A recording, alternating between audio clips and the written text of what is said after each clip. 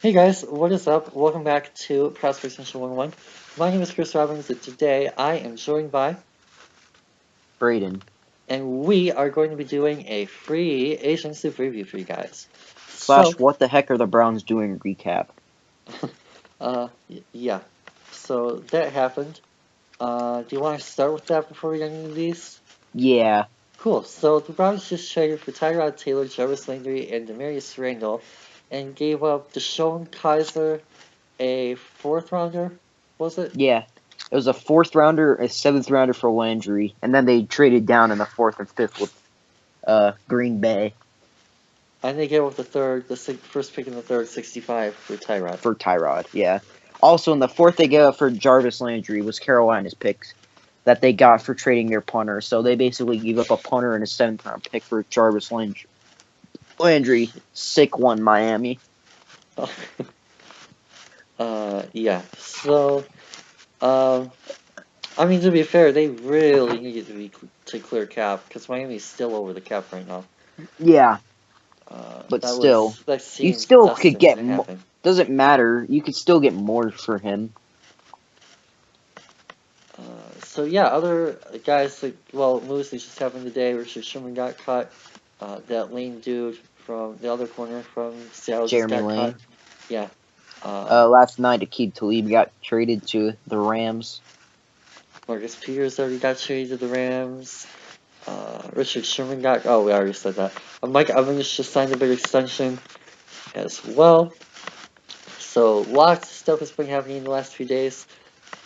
Anyone else you want to talk about that already happened first before we get into some of the previous stuff? Um, Any other notable? I just want to kind of talk about Akeem Talib real quick, just because I just to explain why it's a good move. Because we need to clear salary, whether we're getting Sorry, I was looking at Jay Cutler, Kirk Cousins or not. If we brought back Oh Jay my Cutler, I god. think I would eat a Tide Pod. Oh my god. Oh dude. Please. You chose the right person to say. That's I'm like, insane. out of any of the random person, I chose probably the funniest one. Oh my goodness. Okay, anyway, back to your point.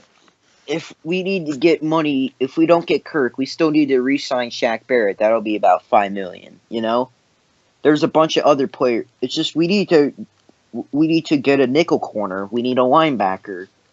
We need a safety. No, we don't need a safety. I'm tripping. We need some offensive linemen. You know, so it's like it allows us to do more. And if we don't get it, we can bring in a bridge quarterback. So freeing up that $12 million for, I'm gonna be honest, I love Talib, I love his passion, but he's a regressing corner, so it's a good move to get a pick. It's better than cutting him, and he doesn't go to New England, which is big part of it. You passed Denver, by the way. Oh, they're up here? Nice. You For guys have about 33, 4 million cap. Yeah, we still have to trade C.J. Anderson, which will free up another like $4.5 million. I'm calling this Over now. 57. We're gonna trade C.J. Anderson to Miami for Juwan James. I'm calling it now. There'll maybe be a couple pick swap or something like that, but Miami C.J. Anderson will go to Miami for a Juwan James. I'm gonna speak it into existence. So, um, Y'all this video like if that happens. yeah, so, anything else that you wanted to talk about that's already happened? No, I'm good. That was about it. I just kind of needed to rationalize to Broncos fans because Broncos fans on Facebook were pissed that trade happened. There are a lot of crazy people on Facebook nowadays. But anyway, um, yeah, so let's just keep going into the quarterback. So you already had to Jay Cutler being one. It seems likely, I would say, that Joe Bruce is going to be back with New Orleans. The only reason if he doesn't leaves New Orleans is if he has to go there for a medical treatment because he's about to die. So Nate Burleson actually threw out on NFL Network today that he could be a fit with the Arizona Cardinals.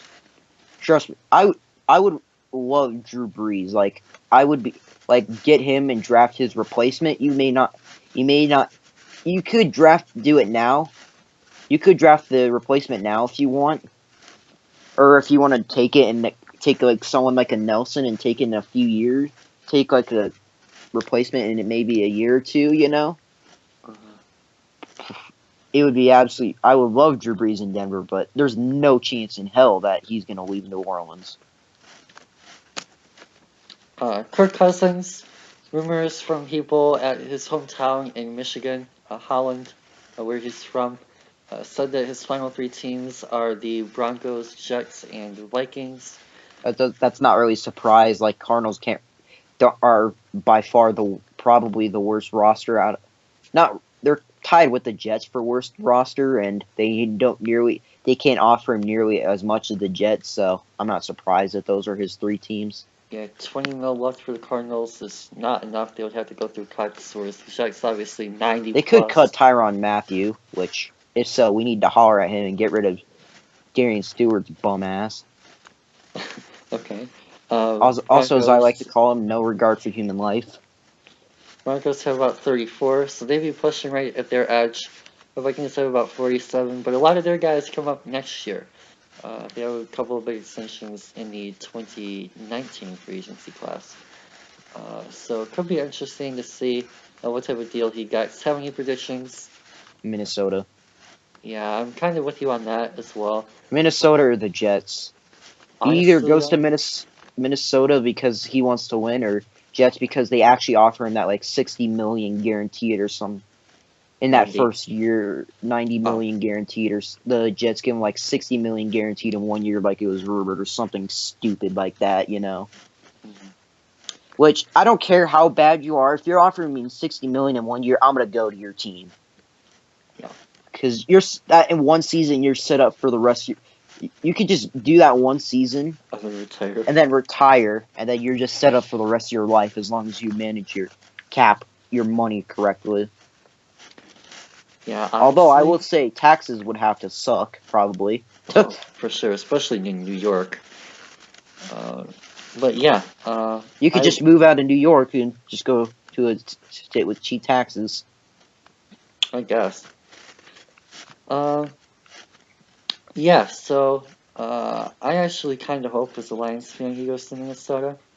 And I'll show you why in just a second here when this opens. Don't they have to re-sign people like Anthony Barr in 2019? Yeah, exactly. There are a lot of people, and I'm pretty sure there's a lot of people that are coming up next year. And we'll see it here. This is the second row. They got Stephon Diggs next year. He's going to be due a payday. Not really a lot of tight ends. I mean, Rudolph. Sharif White, Brian Robeson, Danielle Hunter, all UFAs. Mike Anthony Barr is going to be a big one. Anthony Barr is there. Eric Kendricks, I saw before I accidentally. So they basically have to re-sign their whole core. For the most part. I mean, obviously there's a couple of guys in there. Rhodes just came up with a huge extension. Smith just came up with a huge extension. But yeah, I mean, beyond that, are you losing both your starting linebackers? You're losing, 2 or 3 starting defensive ends. 1 year starting 2 defensive tackles. Linemen need work badly. They won't be able to spend a lot on offensive line if they don't, or if they sign Cousins. Rudolph is getting older. They won't be able to really afford a second tight end. I mean, I suppose they could try and cut Murray for a little bit, but even now you have no insurance for Dalvin Cook if he goes down again. Stephon Diggs, that's what, 10 mil in itself, right? You're probably paying him about 11 mil. If you're lucky. Probably could get like. Yeah, so I mean, if they're paying Cousins 30, they're almost where they are right now, which is about how much space? Oops, not for backing up. Still not for backing up. which is about about 47 million room next year to resign Diggs, Barr, Kendricks. I mean, maybe you do that, but you're not adding anybody with that kind of room. So, yeah. I would kind of like to see him go to Minnesota. And another thing, too, is I think that Patricia would be able to stop him. I don't think he's really that intimidating going up against Stafford. I would take Stafford over Cousins 9 times out of 10. I thought you were saying Patricia is intimidating. I was like, I know he really intimidated Nick Foles out there. Well, he is. Honestly, given the talent that they had on the defense last year, I'd rather face Patricia than Wade Phillips any day of the week. Well, maybe Wade Phillips, sure, but Wade Phillips is probably the best defensive mind in football right now. I would not rather face Matt Patricia than Matt Nagy or Jack Del Rio. McCarthy. Well, Del Rio's fired. Oh, I thought you meant just like defensive coordinators, like defensive minds in general. My fault. No, I'm talking about current head coaches. I would put him. I sure as hell would rather face Vance Joseph. I would already probably put him in the top half of defenses, or at the top half of head coaches in the league, given the talent that we have here on the defensive side compared to what New England has. I mean, once Dante Hightower went down last year, who did they have other than Shea Flowers? Stephon Gilmore was pretty good. Okay, Stephon Gilmore is a good fit, but we have Slay. I would take Slay over Gilmore. Anyone else? McCourty, I guess. I would rather have I would rather have Oliver Quinn. Point taken. So yeah, and I think that we're a little bit more versatile than New England too. But anyway, whole different entire point. And they still made the Super Bowl. If Lions even win a playoff game next year, I'm happy. So anyway, moving on from that, back to the quarterbacks where we were. Speaking of the Vikings, they are losing Sam Bradford, Case Keenum, and Teddy Bridgewater. Do you see any fix for any of those three guys? I could see Bradford coming to, like, say, realistically, like Denver as a bridge quarterback. You know, Bradford could be placed like, I would say Cleveland, but, you know, they kind of already have their bridge quarterback. That's yeah, they already have their bridge. Denver, maybe I don't know why the Jets would just re-sign their current bridge. Arizona could be another good fit. Maybe, yeah, like I'd say Denver, Arizona. You could look out for them to sign him. If I'd say more likely when they don't get Cousins for about 10-15 million a season. You know. So there was some rumors the other day about Denver going after Case Keenum. What would you think about that? If it's near what I hear he wants, I would not be pleased. About 15 a year? I heard 20 million a year. If it were about 15 a year, would you still take him? I would hope it. Would it be like a Mike Glennon type contract where the money's all in 1 year? No, it would probably be about 15 a year over 2 years. I don't know. I don't think he starts in 3 years. I'd want a Mike Glennon type deal. Well, not in 3 years. You'd have to get through 2019 with him. So for 2 seasons? Yeah. That's fine. I can handle 15 for 2 seasons. Interesting. So yeah, is there anyone else that pops up on your radar here? A lot of these guys toward the bottom aren't exactly thrilling. AJ McCarron's an interesting guy. Any fits? I would say Cleveland, but you know, again, maybe Denver if as a bridge. Again, a Mike Glennon type deal. He would definitely do a Mike Glennon deal where the money's all kind of in 1 season because he really hasn't started much. Yeah. So there's that. You have the giraffe, Brock Osweiler, the GOAT.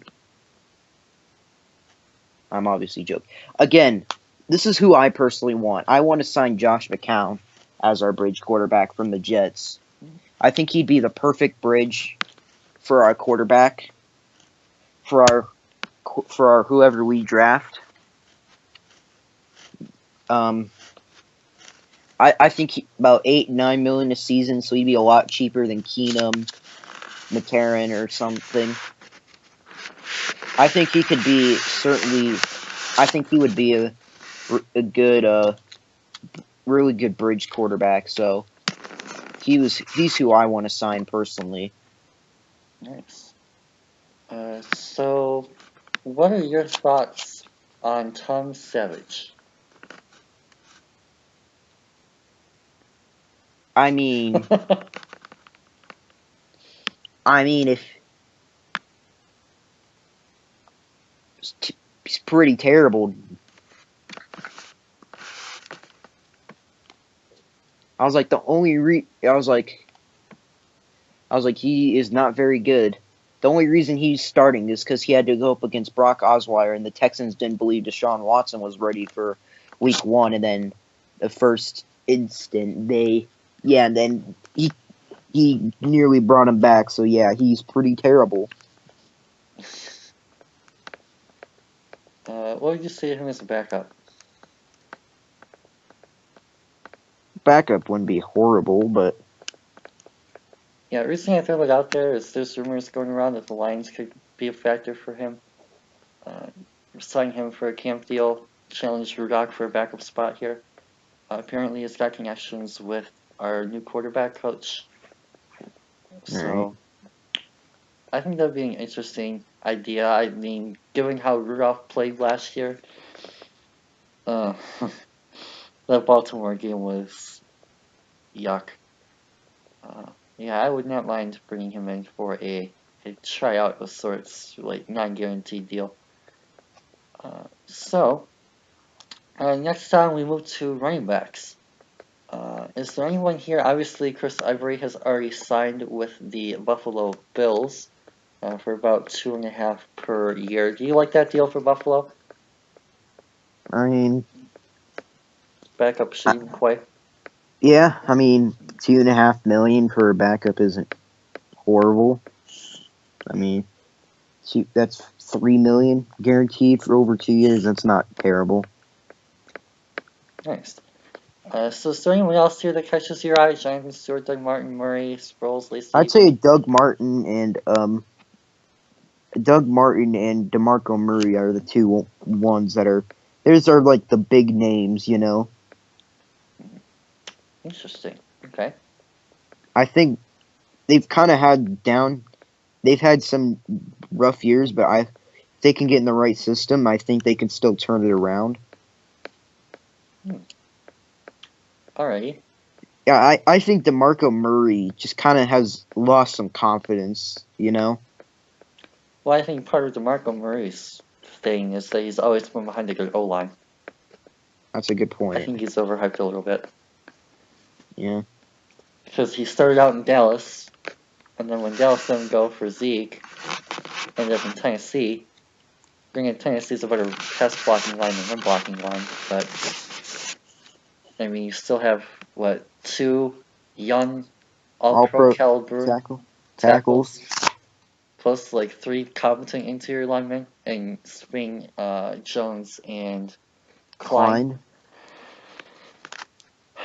I mean, it's not quite Dallas's offensive line, but it's still pretty damn good. Yeah, it's still top 5 in the league in my opinion. So, I'm not sure how he would fit somewhere else after playing at 2 very nice offensive lines. Going to a team like New York, no. And with Martin, there's just too much risk involved for me with him. Just durability in particular. Not really sure how much he's got left in his tank. Maybe on like a 1-year deal, maybe 2, if you want to front load that into the first year. But as a fan of a running back needy team, I really would not want to sign either one of them. I would actually prefer Jonathan Stewart over either of those two. Because Stewart did not have the best offensive line. He proved he could be a rotational back with McCaffrey this year. So, what do you think about him? What do you think about Jonathan Stewart? Do you see a place like him, a place for him to go? I mean, he could go. He'll definitely find a spot somewhere. I don't know if he'll be a starter, but I think he's on the decline of his career, to be honest. Yeah. So I think it could be a Jamal Charles type situation where he doesn't really get signed until like near training camp. Interesting. Yeah.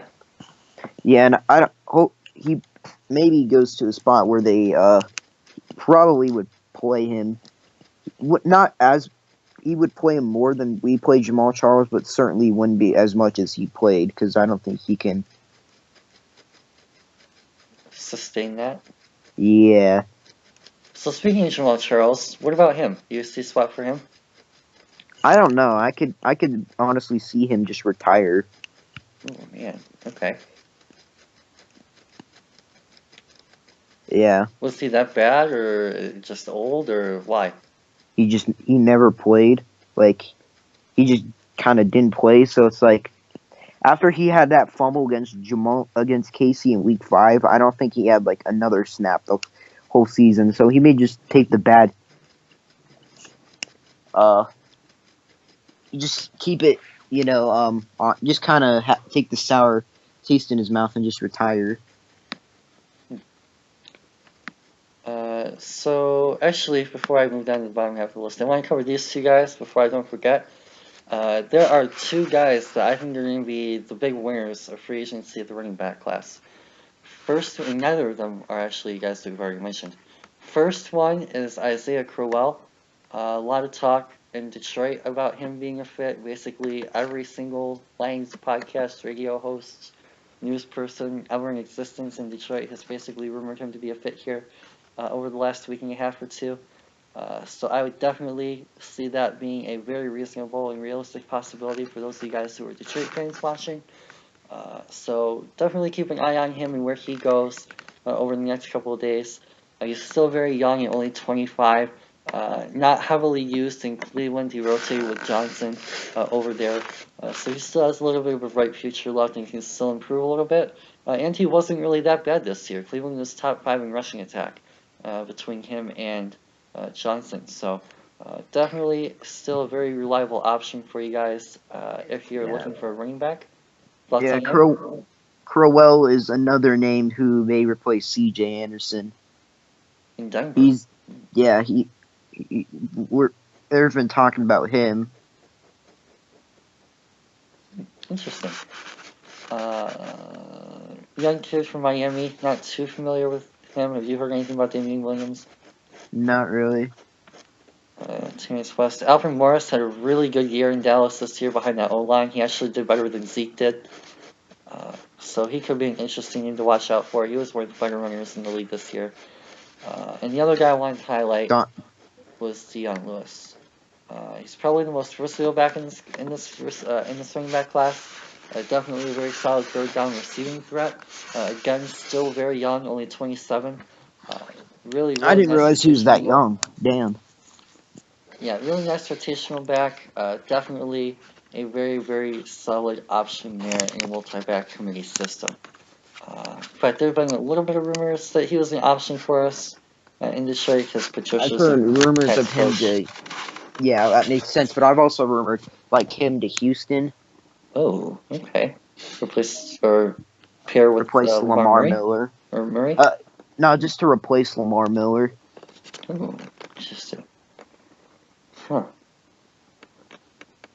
Very nice. So, back half of this tier. Anyone stand out to you in this kind of middle of the road group? Not really. Alright, well, now pointing out a couple guys here I've been keeping an eye on. Obviously, the one that stands out is the Garrett Blount. Probably one of the better power backs in this class, goal line situation type runner who can definitely be one of those go-to guys for you. Still has a little bit of tread on his players because he's not heavily used. But if you want to sign him to a 1 or 2 year deal similar to what Philly did last year, definitely could see him being a factor somewhere next year. A couple other guys. Wherever he's going, hopefully you sign him because that means you're probably going to win the Super Bowl, so you can get third in a row. Oh wow, that's actually interesting. Anyway, moving on to other people here. Orleans Darkwa, another guy that is from a rumored Lions possible target. Also still very, very young. And had a pretty decent year behind an absolutely horrific New York Giants line. I believe he averaged like 4.5 yards per carry. or something, which is really, really nice considering that they had the second worst offensive line in football last year ahead of only Detroit. Very interesting guy to watch there as well. He'll probably have a lot more success next year wherever he ends up, assuming it's not back in New York. Jeremy Hill, also still very young, not really well favored in Cincy, especially with Bernard and Mixon there. He'll probably go somewhere else. He could be a factor somewhere in a rotational setting. Carlos Hyde, again, same deal, not really well favored in San Francisco, I don't think. He could go elsewhere and find a better spot for him to play a little bit more often.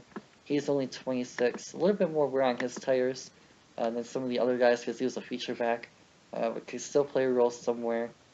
And Steven Ridley used to play for the Patriots a while ago. I don't know how much he has left in his tires, but it could be an interesting name as well. So bottom half here, bottom area. Anyone else that you got an eye on down here? Last few names. Jerick McKinnon could be an interesting change of pace back. Yeah, I really liked what he did last year in Minnesota. Came in, replaced Dalvin Cook really, really well. When he got injured in our game, actually, Lions last year. Definitely a possibility for a lot of teams. And again, only 25. A lot of these really decent backs are pretty young. So, anyone else? No, that's about it. The other guy to look for is Kenjon Barner. Returnability there. Could definitely play an interesting role look in some teams. I probably prefer him in more of a zone look though. As well as Zach Sanger, of course, some Lions guys. So I'm going to throw him out there. Didn't he have like one good game in his career and just had done nothing since? Yeah, basically what happened was we played the Cowboys at the end of last year, and Theo was hurt, Amir was hurt, and there was someone else ahead of him last year that was hurt. 2 years ago now, actually. It was 2016 season. And, yeah, he completely went off against Dallas. And then after that, he just kind of lost his role. Theo Riddick came back and kind of took over. But he's a decent goal line option, still young, obviously really, really no wear on his tires. He was more of our third option. But yeah, he could go somewhere, and with an improved role, I think he could be a little bit better, especially outside of the shadow of the worst offensive line in football last year. Definitely someone to look out for. So out of all these guys that we talked about, the whole list, who do you think is going to be the most valuable signing to a team? I'm gonna go with Garrett Blunt actually. Interesting.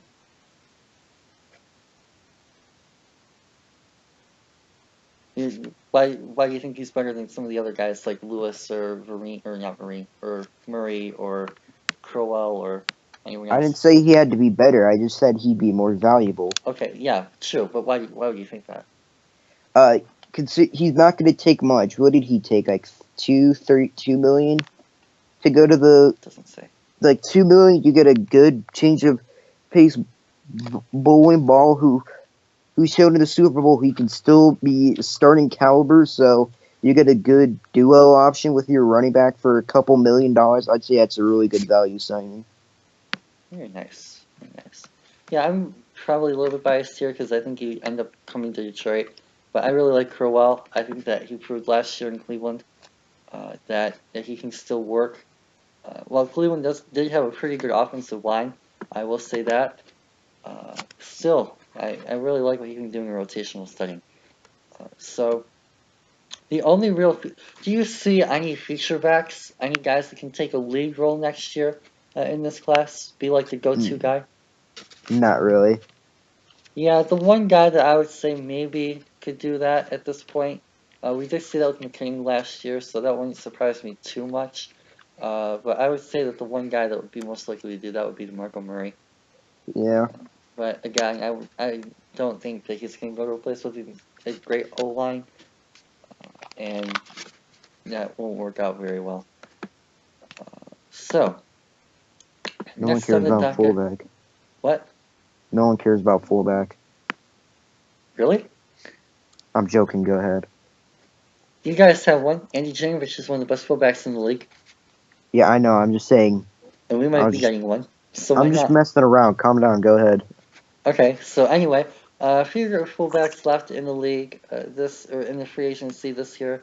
Obviously, the three guys that I'm going to keep my eye on are the first three, most notably Anthony Sherman. Anyone that you want to talk about at all? No. Actually, I'm just glad Anthony Sherman's out of the division, so Possibly. hopefully Sherman doesn't go to a place with that doesn't get many primetime games, because I'm tired of Chris Collinsworth having a boner for him, so that'd be great to get him out of the spotlight, so I don't have to keep hearing about that shit. Okay. Yeah, honestly, I think that he could be an interesting ad for us this year, Patricia wants to add a fullback again. Change up the blocking scheme a little bit, go into a man scheme. Might be an interesting way to go. So, next, on to receivers. Definitely a very, very good class. We already talked about Jarvis Landry and what happened to him. Already talked about Mike Evans getting an extension, a big extension. Is there anyone in this first group that stands out to you? I thought that said Calvin Johnson for a sec. I was about to be so confused. I was like, word? This time of year. I was like, word? Probably the main one right here is Sammy Watkins. He's like the main free agent receiver in this class. I think he's gonna get like a similar deal that Alshon Jeffrey got, like a 1 year prove it deal. Ooh. For like $9 to $10 million. Kind of what Alshon Jeffrey got last year to go to the Eagles. I think that would be interesting. Especially at 24 years old. Yeah, I mean, Jeffrey was at 26, 27. So it's like he's not much older. Do you think that he could stay in LA? There's been obviously a lot of talk about him trying to resign. Yeah, I could definitely see him staying in LA. Any other possible fix you like for him? How about going back to Buffalo and just finessing that trade? No. Them going back to Buffalo for their new quarterback? Oh, man. Lamar and Sammy Watkins, let's go. Screens all day. College offense. Who's catching the screens? Watkins. Oh, I was trying to make a Lamar Jackson receiver joke. That failed. Oh. I was making a joke saying that Lamar was going to catch the screens, not Watkins. Yeah, I know. That failed. That was an L. Alright, so yeah, that could be interesting, seeing him go back to Buffalo. I'm personally keeping an eye on Carolina as well. I know that they just traded for someone, but today, Torrey Smith. Yeah, they traded Darrell Worley for Torrey Smith. I still think that they're going to add another receiver. Funchess and Torrey Smith is not good enough in the NFC South for Cam Newton.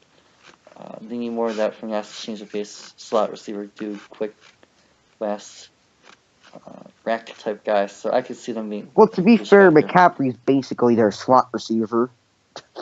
Well, if they're losing Jonathan Stewart, he's just going to have to be their starting running back next year. Yeah.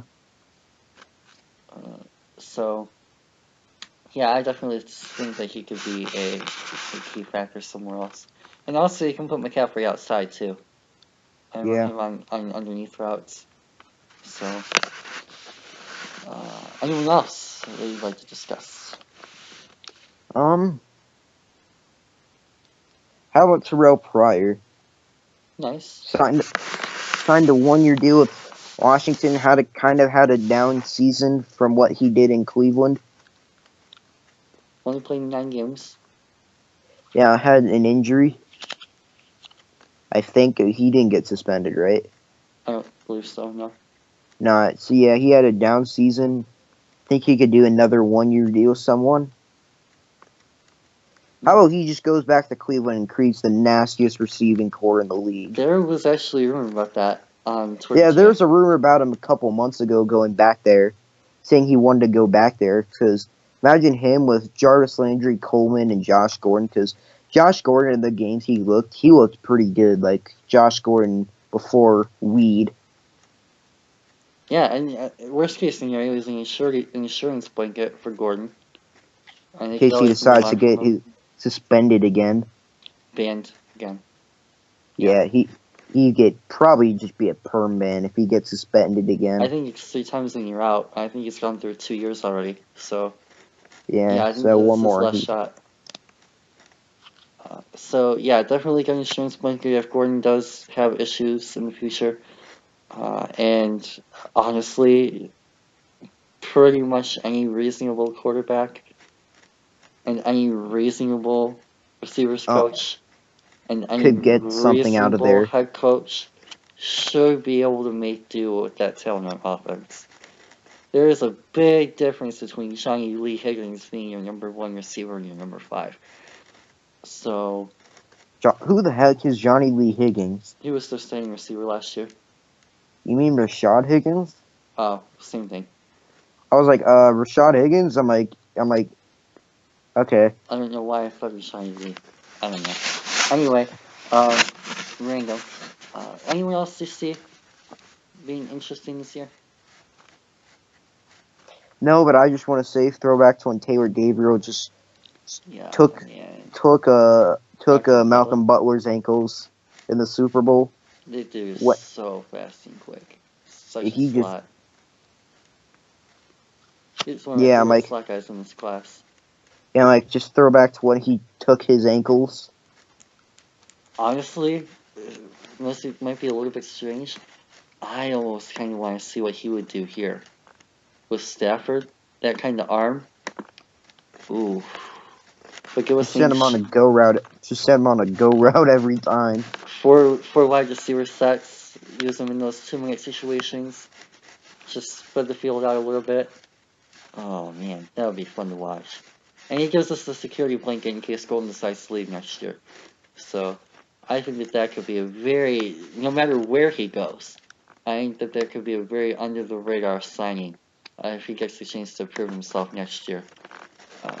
Daniel Spencer actually threw out San Francisco to reunite with Mike Shanahan. That could be an interesting fit as well. Kyle Shanahan, Mike's been out of the league for about 5 years. Oh, did I say Mike? Goodness. As you can see, it's 2:30. Anyway, yeah, he could be an interesting area fit in San Fran. Give them a nice weapon at receiver and he could be utilized effectively as well. So that could be an intriguing fit there. Anyone else you want to throw out? I could see Matthew Slater, not necessarily as a receiver, but more of a special teams guy. Ooh, okay. I could see as someone who needs special teams at Denver. I want us to sign Slater as like a receiver 5, but more of a special teams guy who could just be that dominant force in special team that we haven't had since that David Bruton and Kayvon Webster was. Be that leader on special teams. Because David Bruton and Kayvon Webster, although they weren't great, they were fantastic special teams player, and our special teams this year really showed a difference between players like that and the crap we had this season. So I really would like him as like a special teams option. What about Andre Roberts?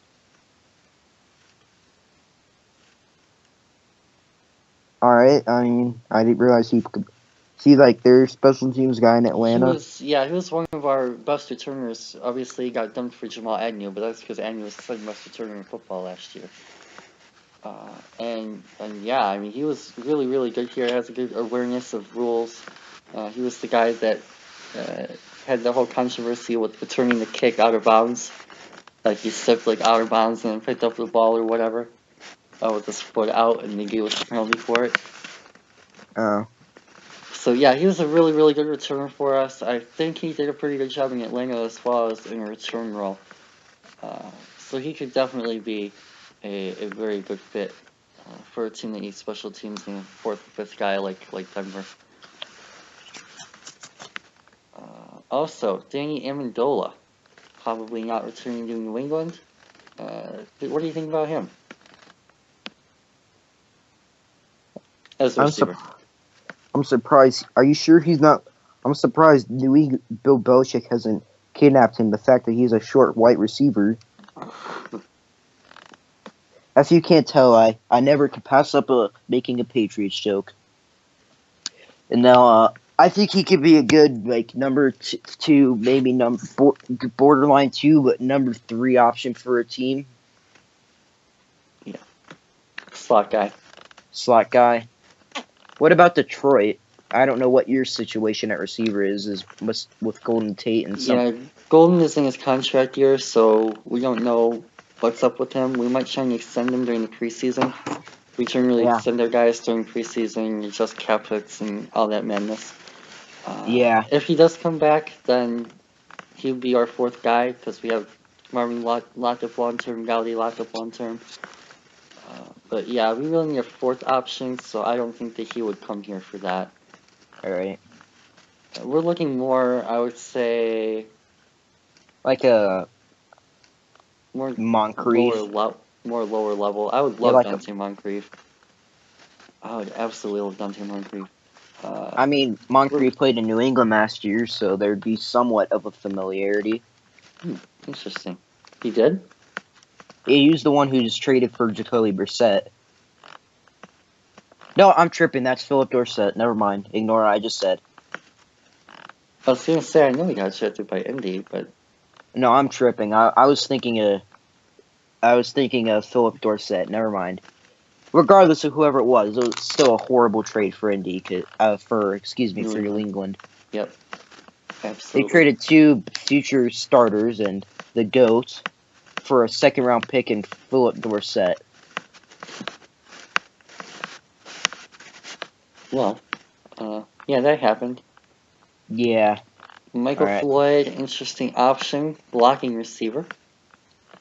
Yeah. Marquise Lee still has a lot of room left in his tires. He's only 26. Jordan Matthews is only 25. Both of them pretty nice targets this year for their teams. Paul Richardson, obviously, I'm very familiar with him. We've been rumored to Paul Richardson for a little bit as our number 3 option. Oh, man. Which makes a lot of sense because he's familiar with the area since he did go to CU. Be our 2nd or 3rd option if we decide to keep Sanders. Wouldn't demand a crap ton of money. Let's see what his market value is. I just remember him killing the crap out of us in that playoff game 2 years ago. Seeing about 6.3 a year. Okay, I don't think he'll get that much. More like 4.5, 5 million. So again, money that we could not go after Kirk Cousins and get guys like that. Resign a guy like Cody Latimer who actually showed flashes of being a good receiver last season. Mm-hmm. Yep. So, the bottom end of this list. Why is Allen Robinson on the bottom end of this list? That's disrespectful. How much money he made. This is sorted by money. I was like, that's disrespectful to put him down that low. But no, never mind.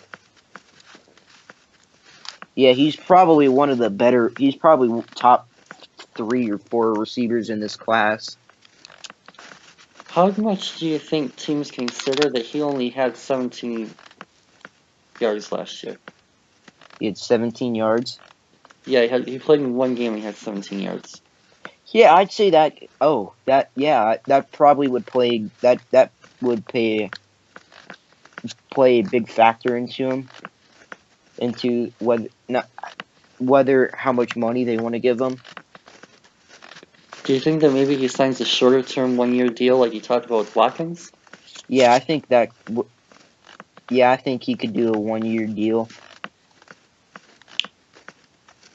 TJ Jones obviously just got released not too long ago.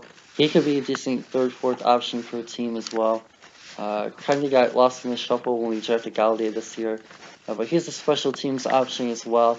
He was our returner before Agnew took over.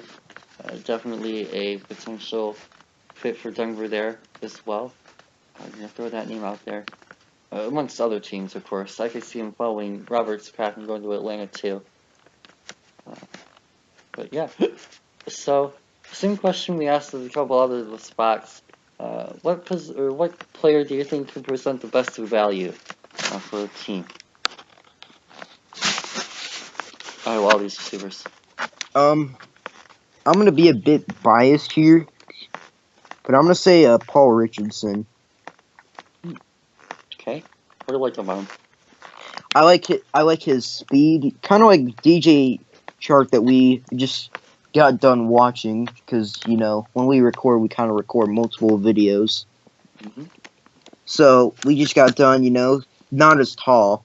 I don't think I think he's under 6 feet. Oh, he's big.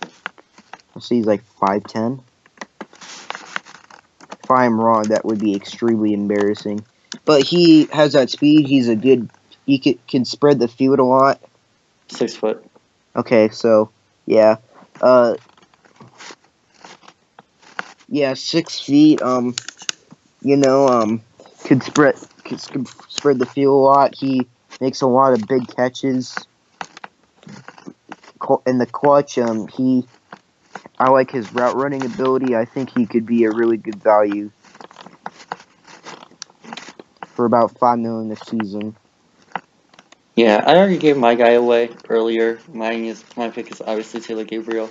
I think no matter where he goes, he's going to be much improved than he was this season. He actually utilized properly, more than likely, getting out of the start system. I don't think he's going to cost as much as a Paul Richardson either. Richardson's going to get paid probably about 5 mil, 6 mil a year. I don't think Gabriel's going to make much more than 2 or 3. So, yeah. With that, moving on to tight end. So, Denver, tight ends. Do you see guys going for tight end? Yep. I I already have a name in mind. Okay. So out of these guys, we'll It start ain't with this Jimmy first. Graham. What?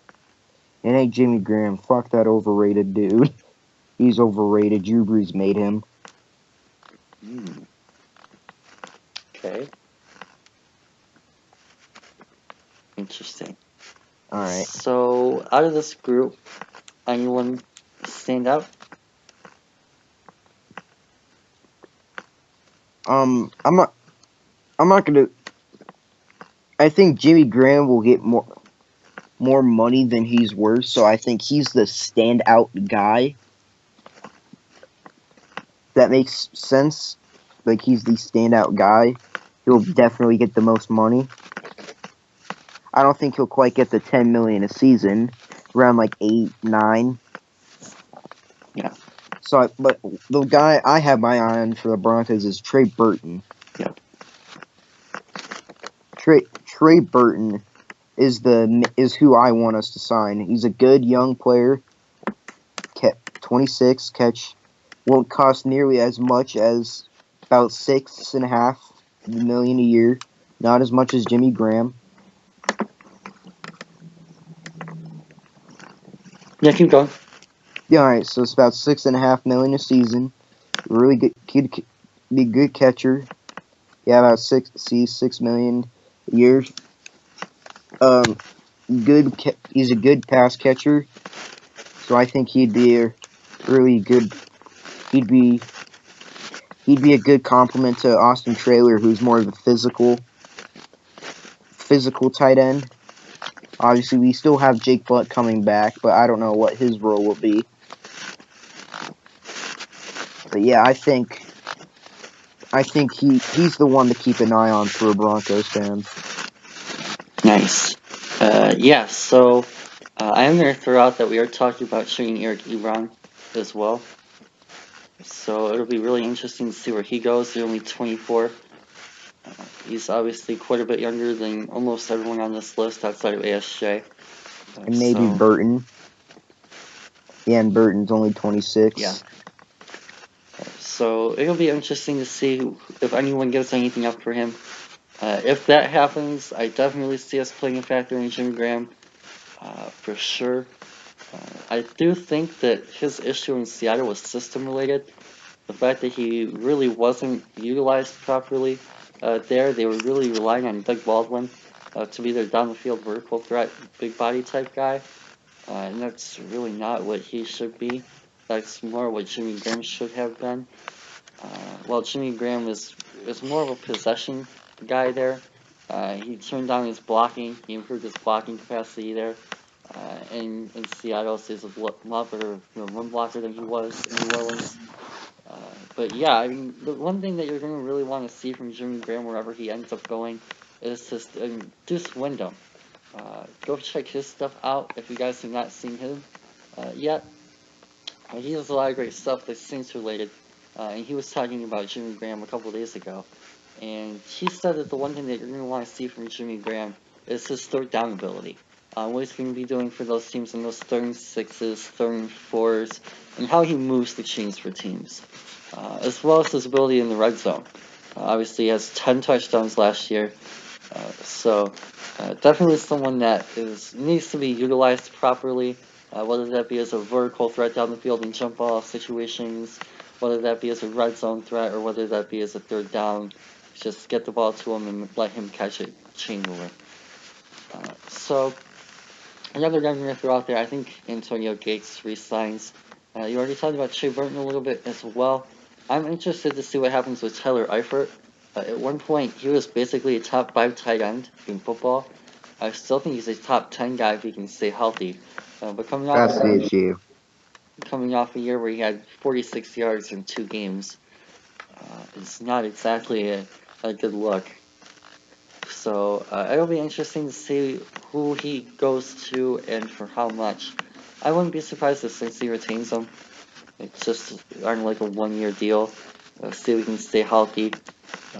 Honestly, I think that he would be great here for a 2 tight end set if we wanted to go that route. If we decide to keep Ebron, don't trust in Michael Roberts yet. As well as Austin Sperry-Jenkins as well. I think could be an interesting guy to watch. Obviously still in 25, took an increased role last year in New York. While he got off to a pretty poor start of his career in Tampa, he seemed to do a lot better with Josh McCown at the helm. So anyone on this bottom portion of the list stand out to you at all?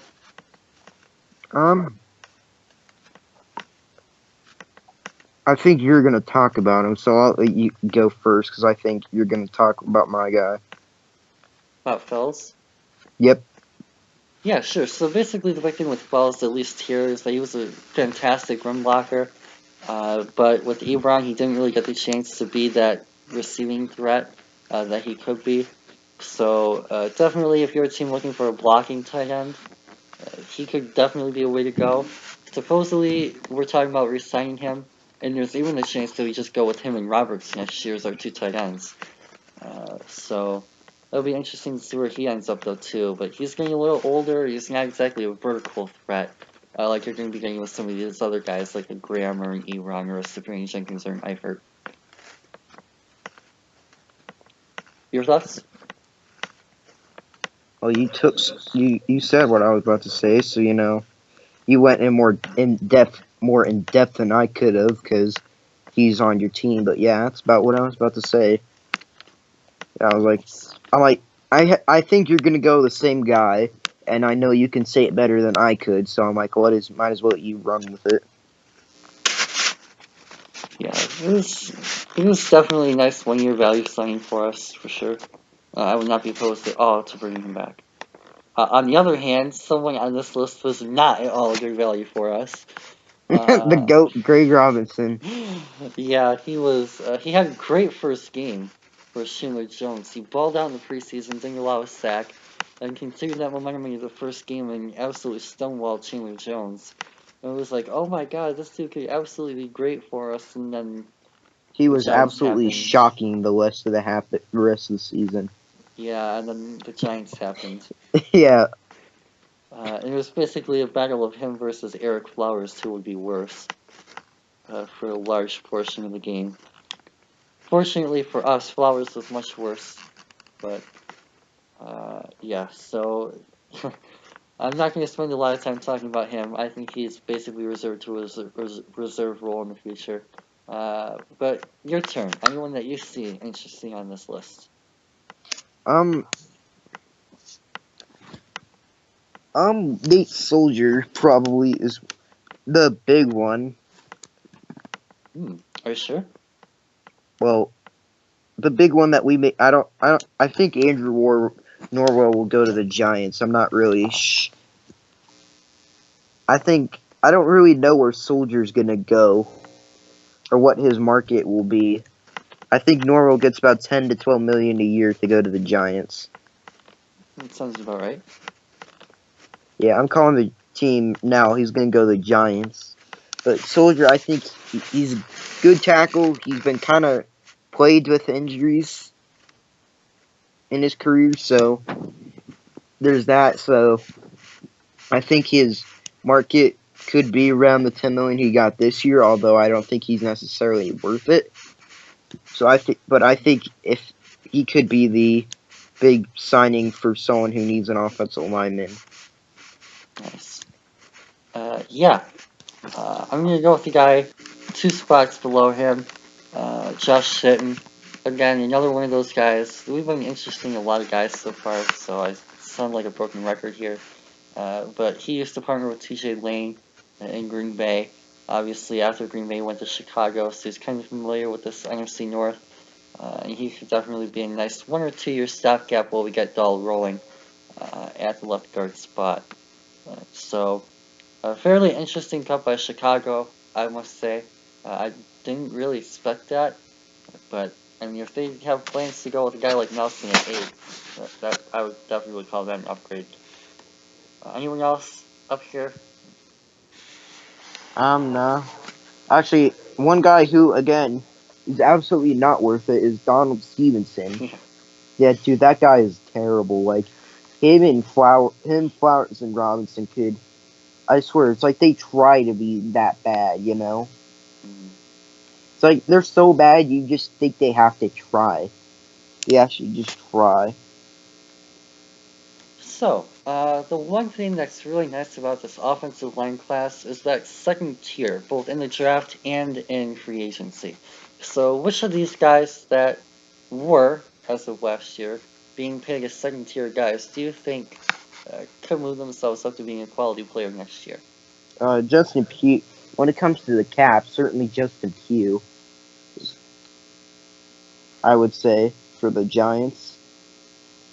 I don't think he'll get Andrew Norwell, but I think he'll get like 6 or 7 million. So I think I've always been a fan of him. I've always liked him. I think he's been a top 10, 15 guard. So I think he'll get paid like top 10, 15 guard, so about 7 million. So he'll move himself into like a first tier guy when it comes to money. Nice. Yeah, another guy that I like as well, we've been rumored to because of the Syracuse stuff. He used to play for Syracuse as like basically half our dang organization now. So that's an interesting name. Anyone else that you have on here? Um, no, no, I'm good. Nice. So one guy that I'm gonna throw out there is Josh Clyde. We already talked a little bit about him with DeMarco Murray, but I could see him going somewhere and making an impact. Still only 28, could be a pretty nice value signing. Jonathan Cooper, I've heard some decent things about as well. A lot of Lions fans that I talked to want to see him come here, so he could be a name to look out for. I'm really interested to see where Byron Bell goes. I'm definitely looking forward to seeing what he does after probably having one of the worst games in NFL history for an offensive lineman. Was he the one who gave up 5 sacks to Claiborne? 6, yeah. Oh, that is he had an absolute shocker that day. Yeah, so I'm very interested to see where he ends up, if he gets a starting job somewhere. Him and I doubt Orlando it. Brown competing for that job right now. Oh boy. Um, Ryan Jensen, another interesting name that people have talked about, more of a center. Probably the best center on the market, along with Weston Richburg, who I was about to get to in a second. He could be a nice interior snapper somewhere. He's a And center. I hope he can snap that ball. and Weston Richburg as well. I just a second ago mentioned him. Could be a nice role guy as well along the offensive line. So obviously a Denver guy, Alan Barber. Do you want him back? I mean, as a rotational guy, as a backup, I wouldn't mind it. Right. Anyone here really stand out to you? Not really. Not really. Yeah, the one guy that's a possibility for being decent if he can recover from his injuries, which seems doubtful, unfortunately, is Jack Newhart. When he was actually playing, he did really, really well in Indy, but yeah, there's quite a severe concussion risk there, so that's unfortunate. Same thing with Swanson. Up until last year, he looked like he was doing really, really well and had a lot of room to grow. But concussions, I mean, he might be out of the league as well as Newhart. Newhart, yeah. So a couple of disappointing endings to those guys' careers who started pretty well. Spencer Long, more of a center than guard, but can probably play guard. He could play an interesting role in this free agency as well. Probably a second tier guy behind Jensen and Richburg, but could still be a decent signing somewhere. Crockett Gilmore actually used to play tight end, so I'm kind of interested to see if a team takes him as a tackle. I thought he was a pretty decent receiver, but okay then. Anyone Alright. here that you want to talk about? No. Thoughts on your Denver guy here? Your former Denver guy, I should say, Michael Schofield. Didn't he play in Denver? Unfortunately. That dude was absolutely terrible. Like, it must be the scheme, because it's like, I don't understand how he was so terrible, and then he went to the Chargers and was actually good. Like, I definitely do not want him back. Fucking Denver. He was basically, he was that guy who was like, just show up and it's like, how did you get a job here? That's kind of was him. And he was our starting right guard, right tackle. What's really interesting about him is I could see him coming to Detroit for several reasons. First of all, we need tackle depth. With losing Greg Robinson, He getting isn't a tackle, though. He's a guard. Oh, well, then either way, we need guard depth because we only have one guard on the roster right now. I could definitely see him being a offensive lineman that could provide that depth for cheap. I do believe he was from Michigan. Yeah, he He went came to from U of Michigan. M. Yep. So local ties there. Also, you just talked about scheme. He actually had the same scheme and coach both years.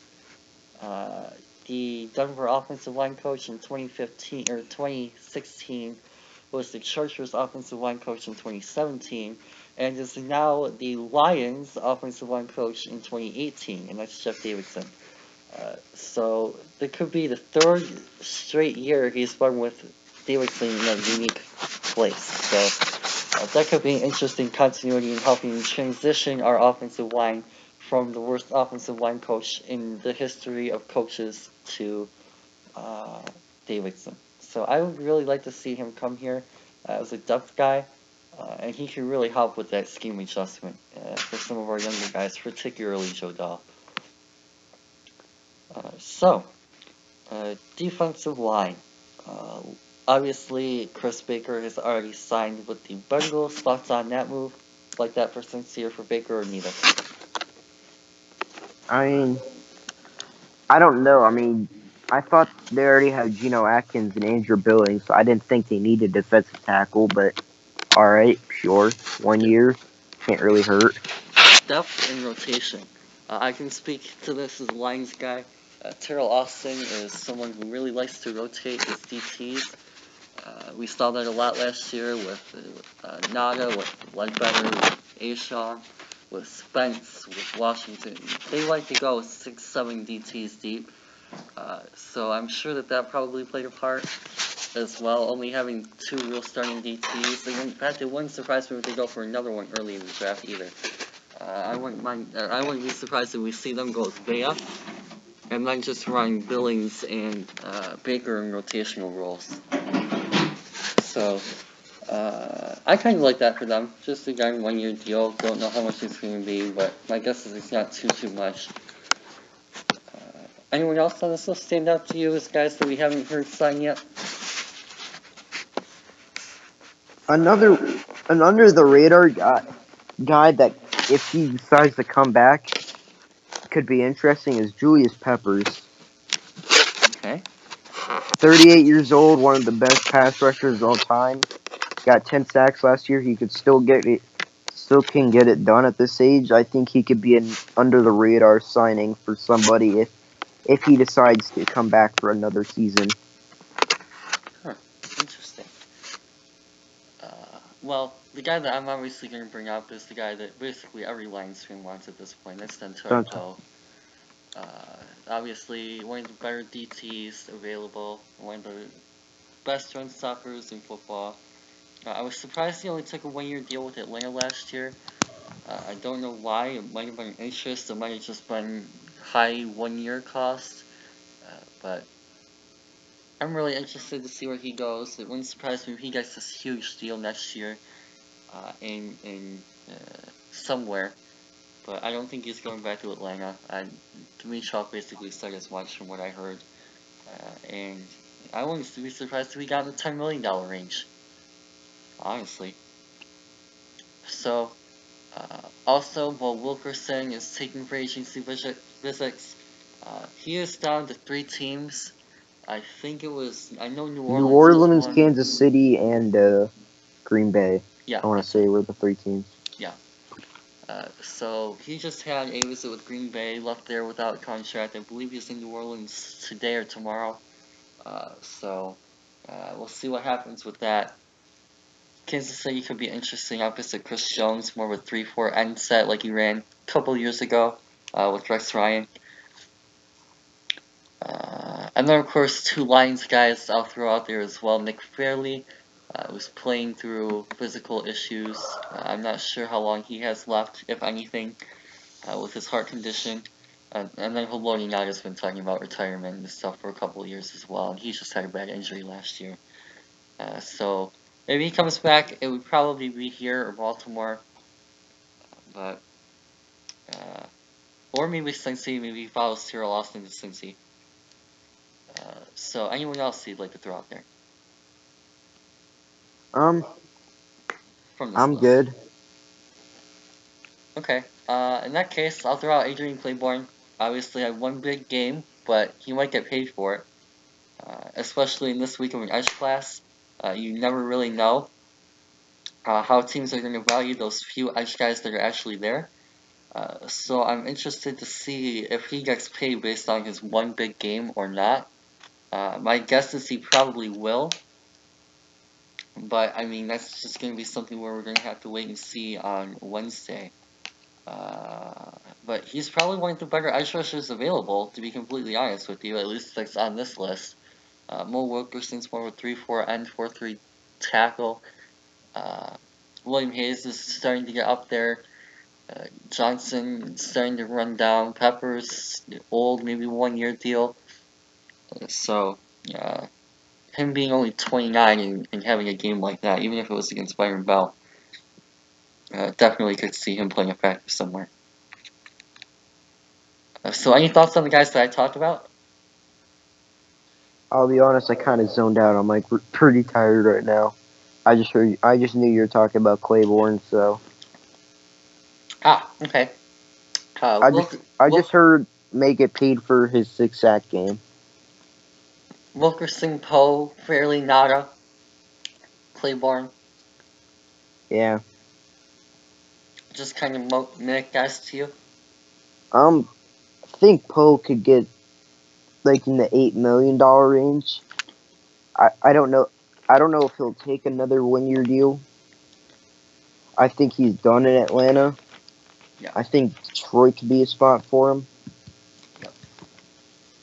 So, yeah, I think just like, I don't know if he'd go sign for multiple years or just like 1-year deal. Yeah, I would assume he would take a multi-year deal. I don't know why he didn't last year. It must have been an AAB thing. Yeah. Alright. So on to the second group of this list here. What about these guys? I want to stand out to you here. I'm going to go with the Broncos right now. Jared Crick. He was phenomenal. He was really good for the Broncos last season. He was good in the run defense. Okay pass rushing, but he's mostly a run stuffer. Nice. He had a really good season, so I think Sully could bring him in as like a rotation guy to defend the run. Okay, so as a curious Lions fan who is looking for a 3-4 defensive end who can run support, yes, how would you compare him to Trey Flowers? I think he's better run defend. Yeah, he's better run defending, but he is not as good. He's not really a pass rusher. Interesting.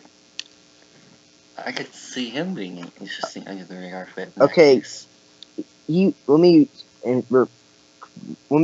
restate that he's not necessarily better, but the value would be a lot. The drop off would be as ridiculous as people make it out to be. Yeah. Nice. The run defense wouldn't take a hit considering how much more of a value you would get. Nice. Yeah, I could definitely see them. I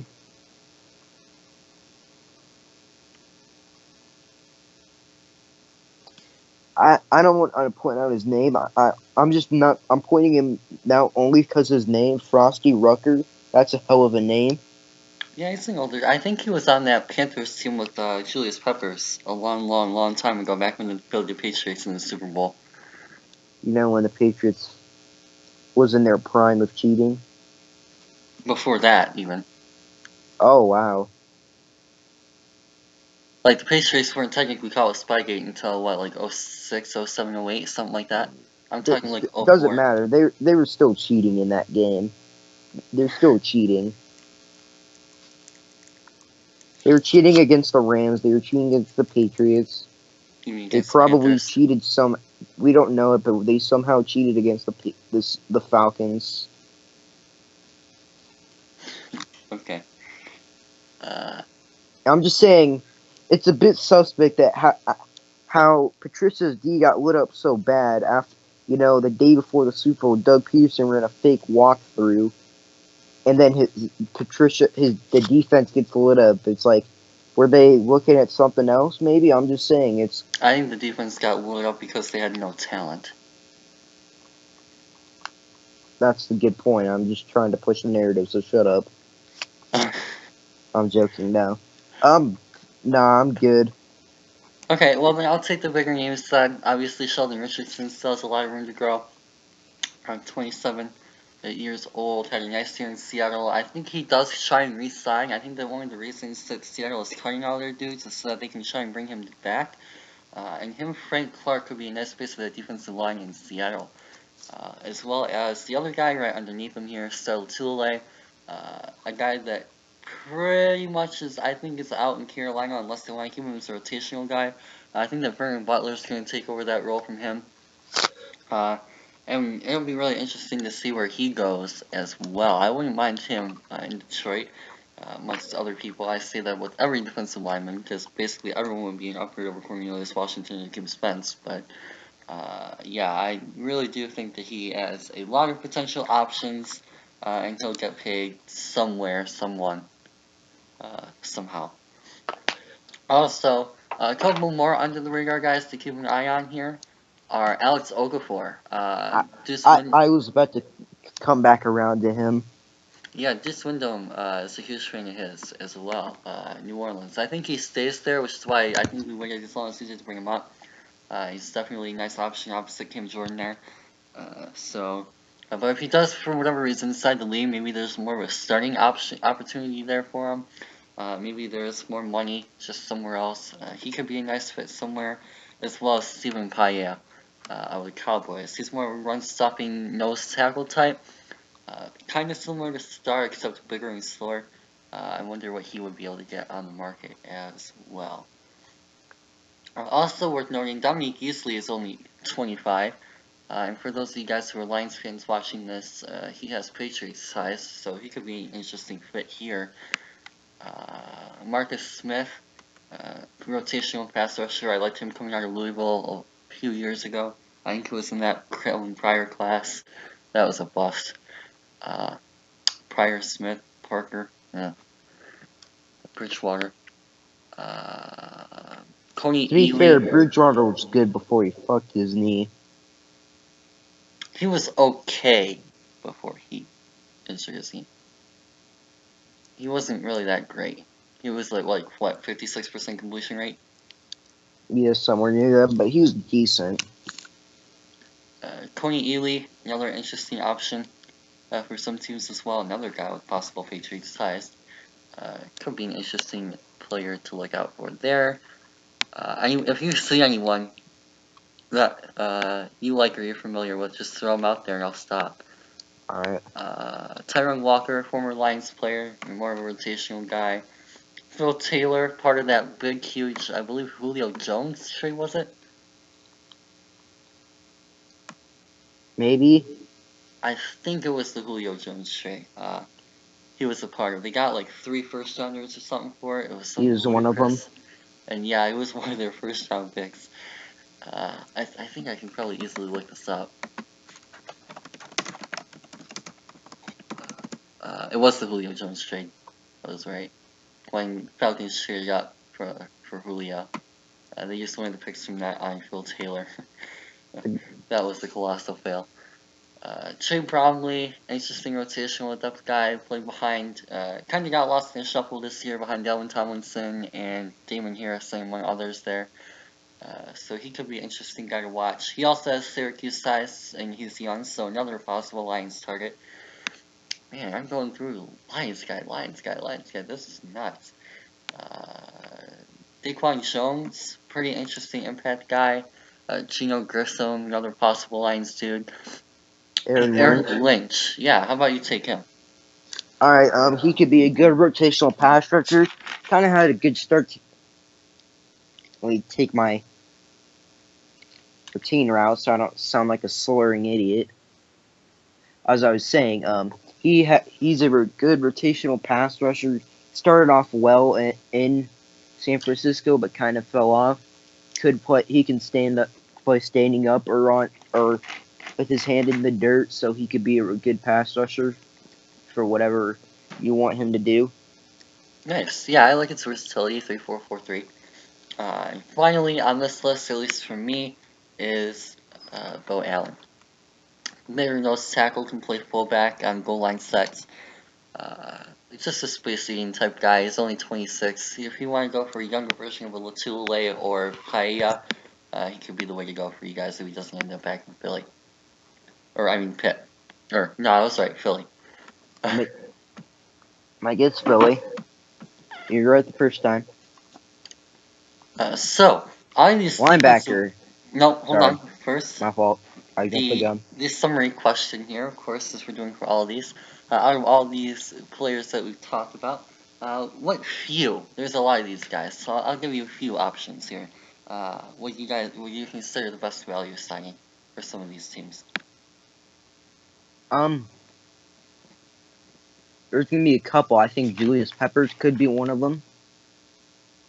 As a pass rusher, veteran guy in the locker room. If you need to run stuff, I'm gonna go Jared Crick, my guy. he had a really good season with. Unfortunately, I'm pretty sure he got hurt. Unless I'm tripping, he got hurt about earlier in the season. So,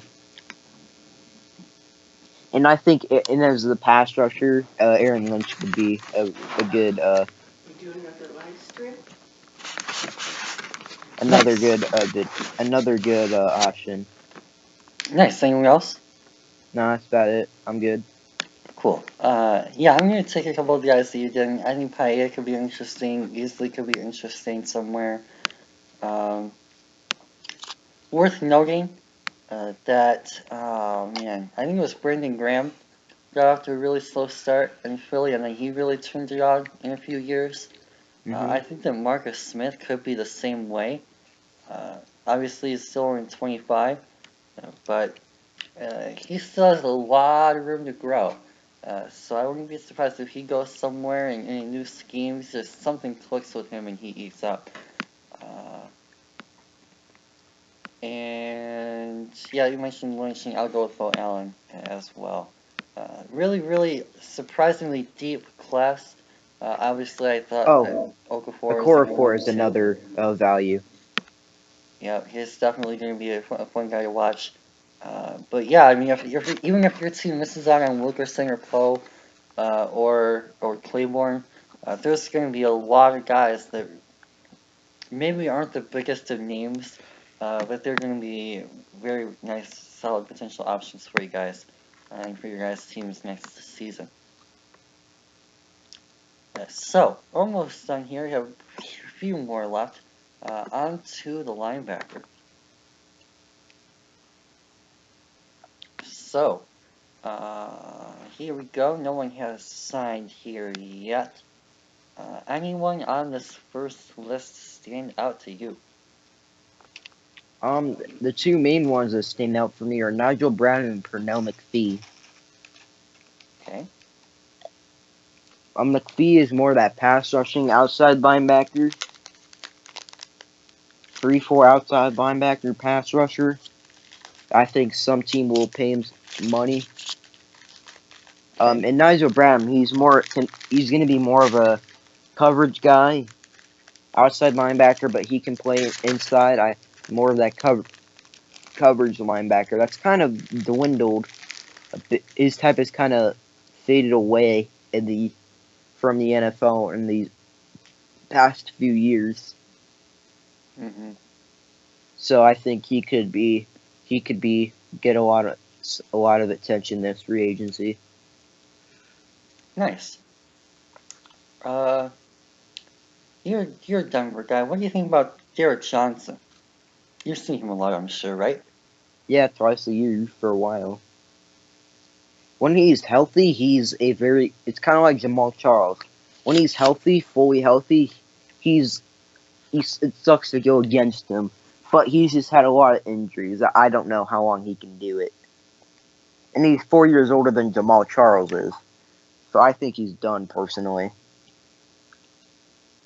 What would you say to him for a 1-year deal to bring him into Denver to replace Todd Davis? I'd rather bring back Todd Davis. To be honest, I'd bring back Todd Davis. I'd bring back Todd Davis. I think he was an underrated part of the defense last couple years. Okay. Elvis Dumerville. Any thoughts on him? I'd love to bring Doom back. I remember when that whole situation with the whole fucking fax machine, that bullshit again. Before he left, we had a nickname. Von Miller in Doomerville was called Voom and Doom. I'd love to bring back Elvis Doomerville. That would be fun. On a 1-year deal, that'd be a lot of fun. Nice. Two other guys I'm going to bring up here. Obviously, two guys with line connections to here. Whitehead, pure run stopper, however you want to put it. Not at all a cover guy. If you're looking for a 4-3 outside linebacker who can blitz on run support, definitely your dude. If you're looking for a nickel linebacker who can cover, not for you. Paul Warlow, no matter what you need, not for you. Period. No matter what you need, not for you. Period. So, with that said, out of this list, obviously, we kind of already talked a little bit about Davis. Anything else on him that you didn't mention just now? There's rumors of what do you call it? Zach Brown wanting like 10 million. That's outrageous. Oh, There's no chance. First about Davis. Was there anything else on Davis you had left? Demario? And Todd.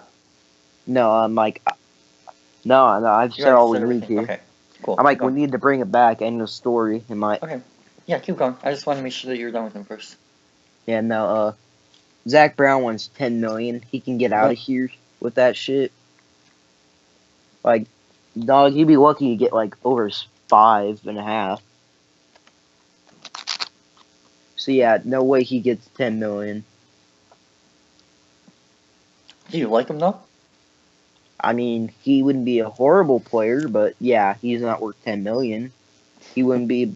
He's just a good, like, kind of he's just a tackler guy. Fills up the stat sheet, tackles. Similar to Whitehead. Yeah. Except an inside version. Yeah, just so. I don't know. I mean, he's all right.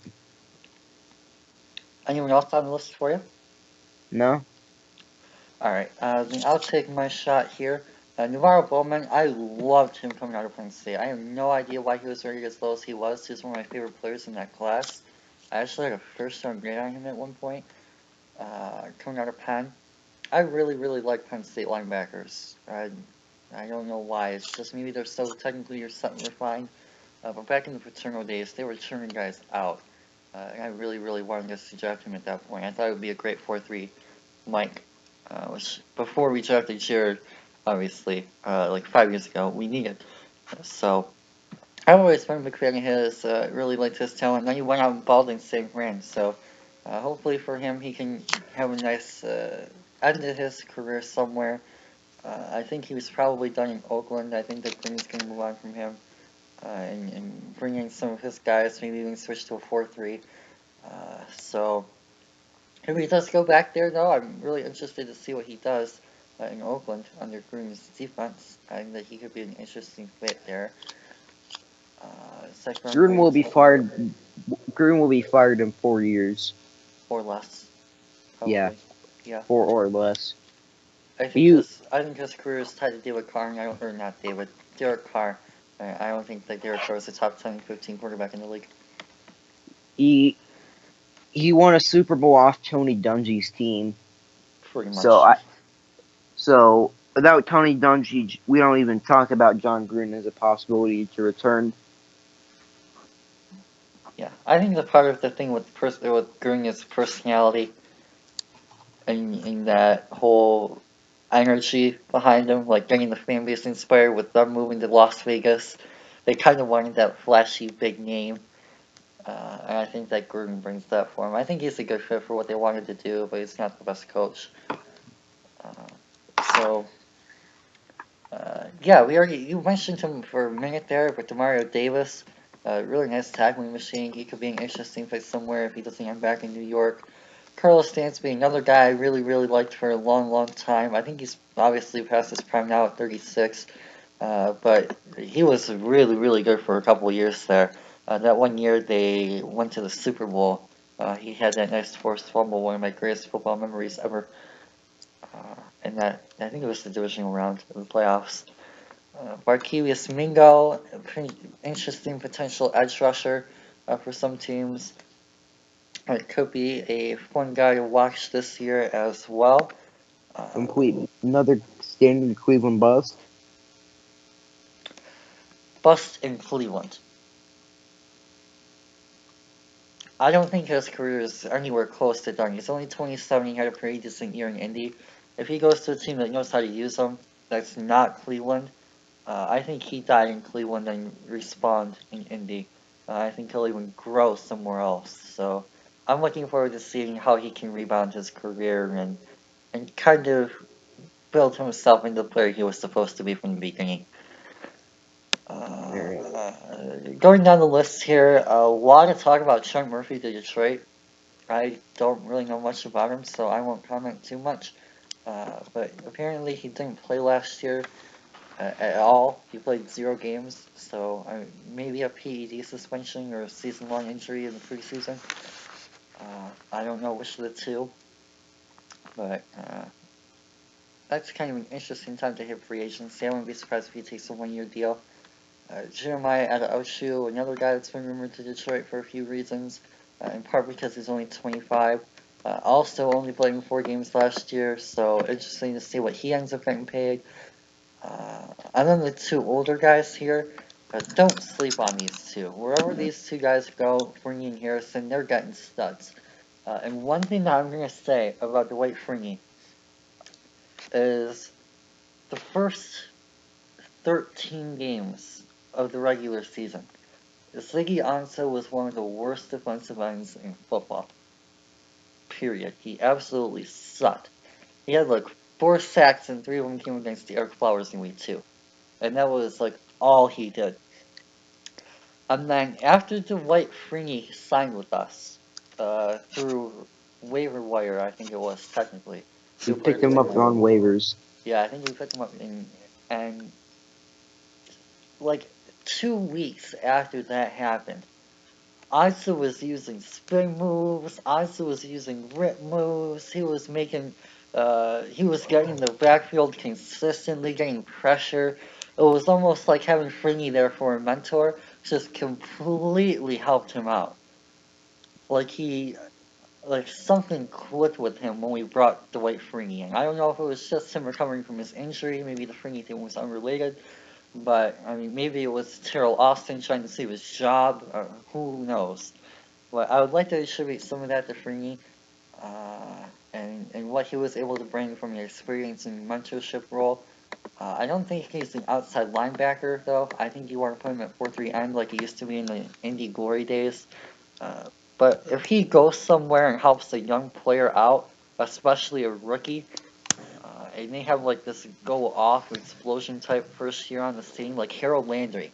If the Lions drafted Harold Landry and brought Freeney back on a 1-year deal, I would not be surprised if Harold Landry just blew the heck up. I'm really interested to see if he continues playing, and if not, if he takes an advisory role somewhere. He's been talking about getting into coaching after his career is over. I'm sure he will be a great defensive line coach. Wherever he ends up going, for character, for development, for technique. I'm really excited to see what the future holds for him, if not as a player, as a coach. On the other side of that, we have Seamus Harrison. Most of his career in Pittsburgh, last year with New England in Patricia's scheme.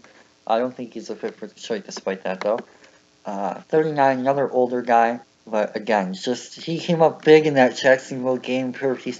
He still has a lot left to give to some team. Maybe he goes back to Pittsburgh. Maybe he stays in New England. Maybe he just retires. Maybe him and Freeney go out together. If he does decide to go somewhere, though, watch out if a young guy develops. He's going to be a really nice mentor for someone there. In fact, I think he kind of helped Trey Flowers out a little bit, too. Turn it on. So, anyone else, as they're scrolling by, just let me know if someone sticks out. But there's not really a lot of big names here. Yeah. Senior Gillette, I guess. Maybe. Could be an interesting guy to watch. Josh Bynes was a Lions linebacker for a little while. Nick Bellore is a special teamer. That's about all I can say about him.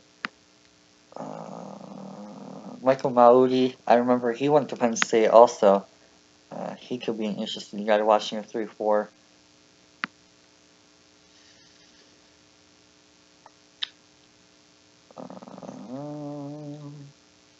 Not really a lot of these linebacker guys are depth options.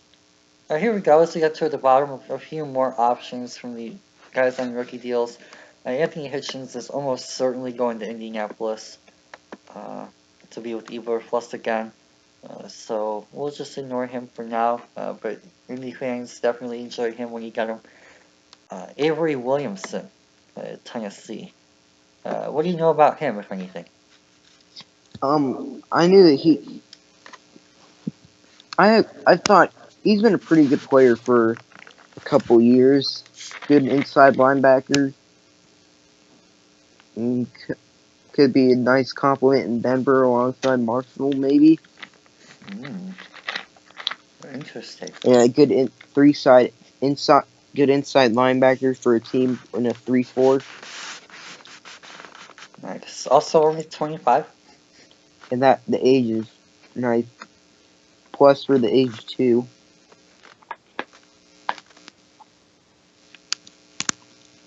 Oh, was that? No, that was the last point. Okay, You're yeah. good. Okay, so a couple other guys here. Two more. Devon Bernard in New York last year. More of a cover linebacker type.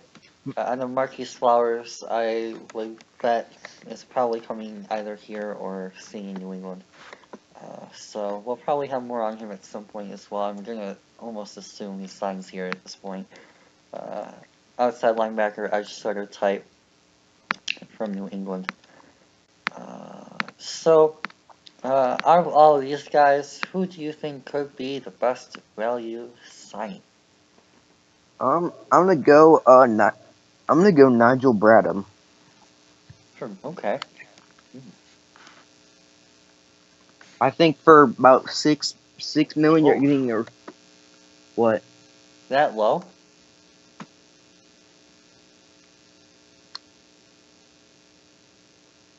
Wow. Okay. Yeah, Huh. about six. Called it. Yeah, about 6 million a year. You're getting. Ow. Sorry, I hit my elbow on the bed. You're getting a real good. He can cover. He can tackle. He can run support. He can really do. He's good at everything. So I think for 6 million, you get a real good player. Oh, then yeah, if he's only 6 mil, I have to agree with you on that. He's going to be one of the best options. I heard that he was going to ask as much as 10. At that point, I was like, no, I'm not paying you 10 mil. But yeah, if he goes for 6, then man, that's real nice. I'll throw out Jarrell Freeman. We didn't talk about him much at all either. Uh, Could be interesting, but yeah, I'm gonna stick with my guys here. Navarro Bowman, I think is probably one of the better inside linebacker values, and Barkevius Mingo at outside linebacker. Assuming Freeney and Harrison retire, and also they're not going to give you a lot of solo production. They're going to be there more for the mentorship role. Uh, but yeah, another thing to bring up about Freeney too is that he did go to Syracuse. I believe actually when Patricia was there. What was that, 15 years ago? So 2003. So he has Pasqualoni connections there. So yeah, I wouldn't be surprised if he did play, if he went back to Indy or stayed in Detroit. So finally here, we move on to the secondary. Well, actually not finally, because there's one more category after that. So, Kurt Coleman is already signed for 3 years, 6 mil per, with the Saints, the interdivision rival of the Panthers. What do you think about that? I don't know. I don't know too much about Kurt Coleman. I'll be completely honest with you. So I'm gonna defer this. Okay, yeah, I think he's interesting. Challenger for Von Bell, maybe more of a veteran mentor type guy for Bell. There a little bit. Maybe it helps them with 3 safety sets and those nickel looks. Maybe they put Bell down at dime corner. Uh, Definitely something that I recommend you guys check out. This Windows channel. He does a lot of awesome Saint stuff for sure. So go check him out, and he can tell you a lot more about what Coleman's going to do for the Saints, if that's the kind of stuff that you're looking for. Anyone else here of interest? Um, One low-key safety that I'm a fan of is Ron Parker. Yep. I like Ron Parker. He's been in the division for a minute with the Chiefs. Always been a fan of him. Filled in admirably when Barry has missed time. I like his tackling ability. I think he can be okay at covering, but he's going to be a really good tackler for someone. Could be a real nice value. Nice. On a relatively same divisional note, I'll take Morgan Burnett. Interesting strong safety from Green Bay. I think that they let him go, though, with Josh Jones taking over that role, unless they want him back as a third safety. But he can go somewhere and make an impact. As for corners, The big one. yeah, I think the obvious name is Richard Sherman, but I think he's going to sign before the 13th. But it'll You be mean the interesting. 14th? Yeah, I think it'll be interesting to see where he ends up for sure. Truman Johnson, I think, is a little slept on because he's not really the biggest name. He's not going to be back with the Rams, but he's done his job there. So he should get a nice payday, probably in the $10-12 million range. Especially only 28, so there's a little bit left to give. Emerson, still young. Maybe someone can get something out of him. Mukamara, I liked out in Nebraska a few years back. I believe that was 2014 he came out. He could be an interesting fit for somebody. And a couple other guys here. Darrell Revis is getting a little older at 32, but he's still present, still that mentor type guy I've talked about a few times already. And Maurice Claiborne still has a little bit left to give. He kind of had some issues for a few years in Rex Ryan's scheme, but it seems like Todd Bowles has done a really, really nice job of developing him and getting him to that next level. So anyone else on this list that you want to throw out there? No, I'm good. Thoughts on Jeremy Lane? Could be an okay nickel option for someone.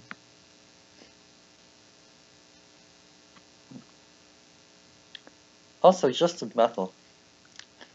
I bet he re-signs in Arizona and learns that new look scheme.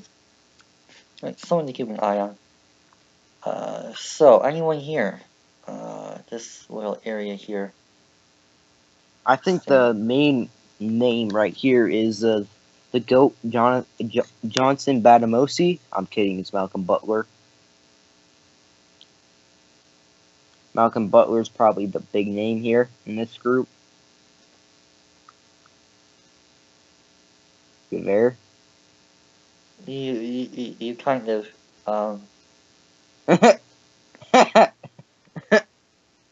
Did I break you? yes. Yes, you have. Alright. Malcolm Butler. This is the big name here. Discuss while I recover. Alright, yeah. He struggled this last season in New England. I think he's overrated personally, but I think a team maybe like the Texans will give him a payday. I think he's overrated. He's not really good at man. I think he's fast enough to deal with the man. Kind of He's pretty okay in zone, but I think he'll get more than what he's worth. Any thoughts on his punching? On who? That plays a factor? On who? Sorry, I didn't. Oh, the suspension. Punching. In the Super Bowl. I don't know what was the did the reason ever come out? They say poor performance in prior games. Yeah, I mean he did have a poor season, but I don't know. You don't want to bench your better core. I don't know. It may have an effect. It just kind of depends on what that team thinks of it. True. And I will say from our side of things, Patricia would have insider info on that and how that decision was made.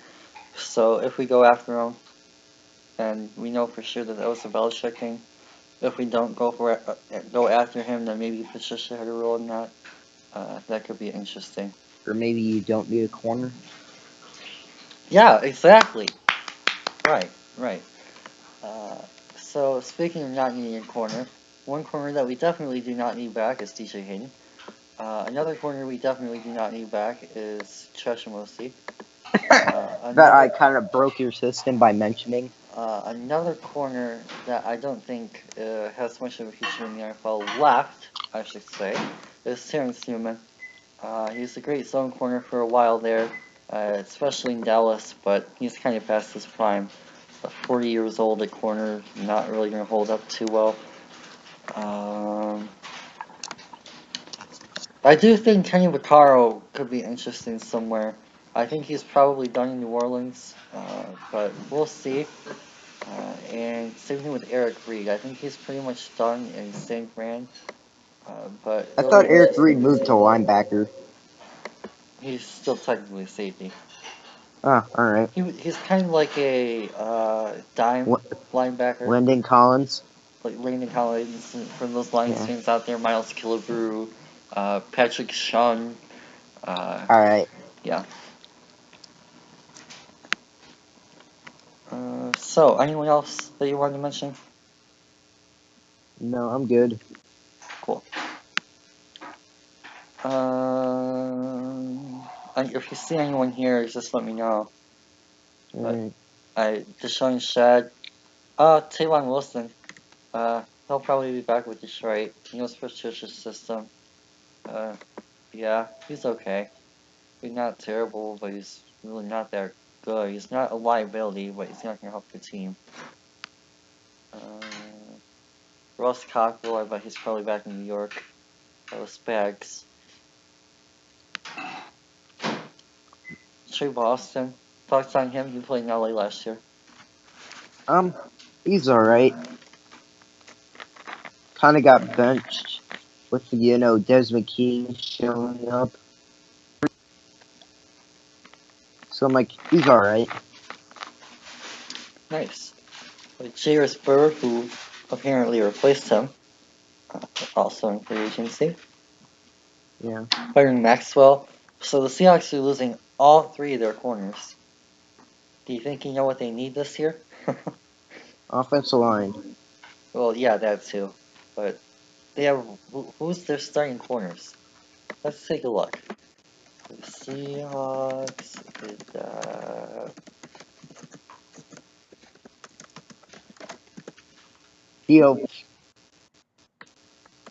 Let's take a look at who the Seahawks starting corners are going into free agency.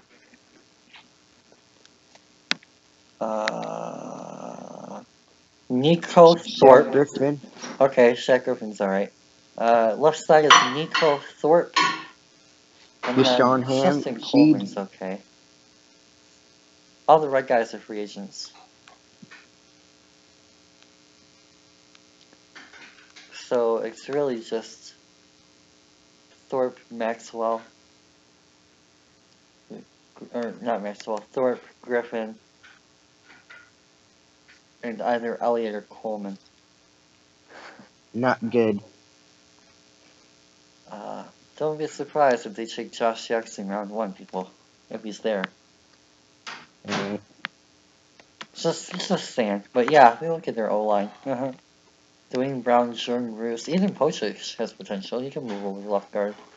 Justin Britt, Odiambo, and Shamim Ifedi. Ifedi, if I remember right, was actually okay. Really? I thought he was terrible. I heard he was terrible. He might be, but he's still a first rounder from last year? 16?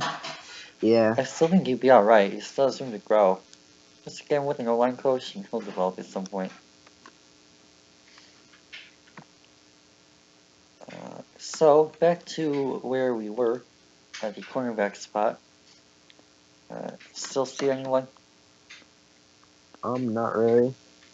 Pierre Desir, I liked coming out of college. I forgot what school it was. It was some random, North Ward or something a couple of years back. Hayes Jackson, big no-no. Stay away from him. Sean Melvin, probably back with Indy. Philip Gaines, probably back with KC. Bunny Wickery, probably back with Dallas. A lot of these guys are probably going to be back with their teams. Deshaun Breeland. Okay, what do you know about him? He's had some pretty decent seasons from Washington. He I'm just basing it off the one game I saw against the Broncos because I don't watch the Redskins much. But he looks very good in that game. He looks pretty decent in man, competent in zone. So he could be an interesting signing. Nice. Again, take it with a grain of salt because I'm basing it off one game. So I don't know. He may have just had a good day or something. Yeah. I've heard good things about him as well. He's obviously not the worst corner out there. Starting caliber, I put him at 2 or 3. Only 26 too, so still has room to grow. Speaking of 26 and room to grow, what about Aaron Colvin? He's actually someone I'm looking at for the Broncos to bring in as a nickel corner. Nice. I think he could be a really good nickel corner.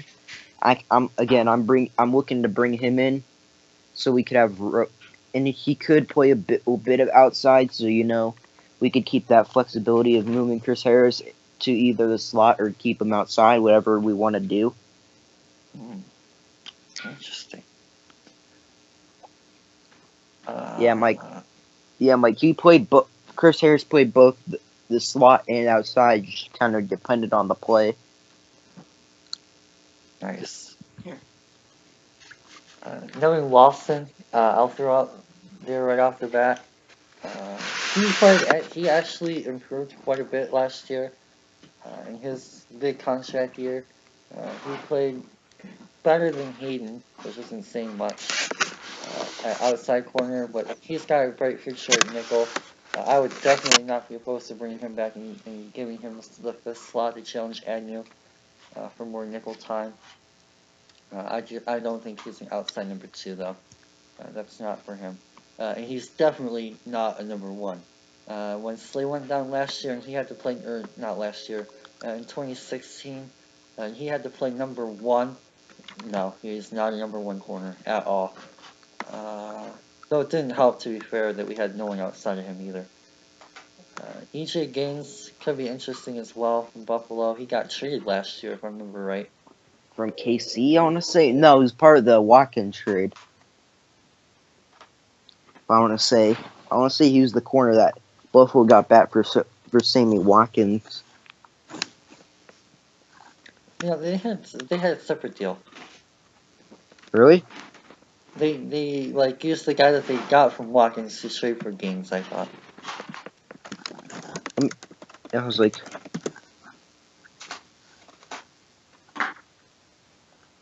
yeah, they traded Watkins for Matthews, right? but look, Oh, I did start for the Rams. So they got Gaines back. and they traded for Matthews. Okay, weird. Yeah, because they traded Darby for Matthews. Oh, right. Okay. That's where I'm getting confused. For some reason, I thought he came from the Eagles and the Darby trade Matthews came from. No. Weird. Alright, Travis Carey's alright. Nothing special there. So anyway, question of the category here, of course, value signing.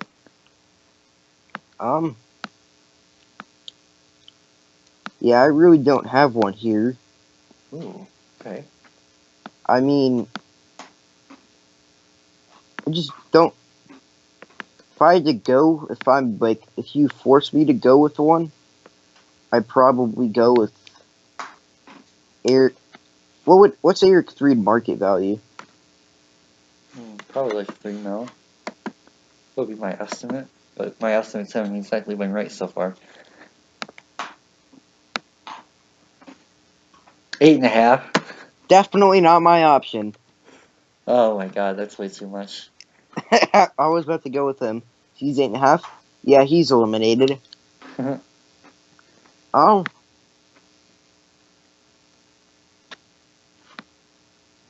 I'll go. I don't. Yeah, I mean, Robert McClain actually could be a decent shout. He had an alright season in Tampa. Huh, interesting. I've actually never heard of him. I'll throw out a couple of other names here as well. I think Kevin Lawson probably comes back. Okay, actually, never mind. I have my name. Yeah? Aaron Coleman. Aaron Colvin. You think he's a market guy? You think he's a value guy? You can get your nickel guy for, what, about 5 or 6 4? mil would be my Yeah, guess. 5. Yeah, I mean, that's not horrible. I just don't. I see a lot of top talent, but I don't see a lot of value in this class, to be honest. Interesting. I like Melvin. I think he could be something on a cheaper deal. I think Color will be Coleman. I think he could be something on a cheaper deal. I like Trey Boston, though market value is probably going for a lot then.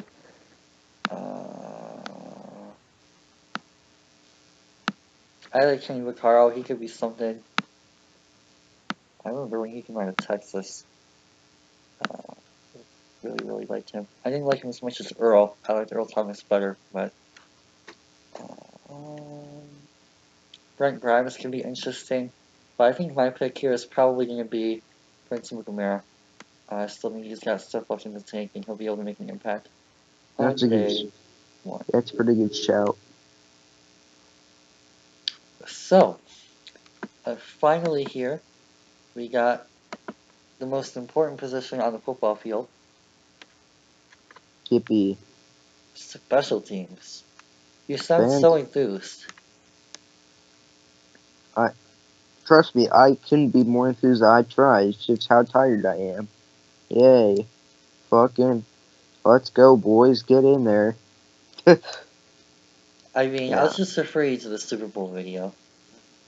Yeah, I know. I remember that. Trust me. It's very important. I'm being serious. I'm just. Yeah. No. Yeah, I'm like, I didn't say it wasn't important. I just said I'm not really enthusiastic. Fair enough. So with that, did any games really stand out to you here? I mean, does Janikowski go somewhere? I mean, Seabass, does he go somewhere else? You know? Good. Does someone go somewhere? Does he go somewhere else, or or does he just retire? He could go somewhere else. Technically, there's a lot of teams that need a kicker. Yeah. I think he's going to be running Thierry. I think he's just going to sign somewhere and play with his new team for 10 years. Until he's 45. Yeah. So that'd be 5 more years? Around. Yeah. I think he's obviously going to get 1-year deals each of those years, but... Yeah, 1 year, 2 years, or 1 year, Yeah. Same with Donnie Jones. I think he's got a lot left too. Blair Walsh, one of the younger options at kicker. Obviously known for missing that playoff field goal, though. Yilbach, he's definitely coming back. No way he's leaving unless he retires. There's zero chance he's ever leaving the city of Detroit in his life. He is one of the best, most well-respected long snappers in football ever. And there is no way he is being let to leave. Kenton Zero was okay in Arizona for a little while, I think. Yeah. Pretty terrible in New York. Cody Parkey, younger option at kicker. Pat O'Donnell, younger option at punter. Hopkins. Patrick Murray kind of busted out, I think.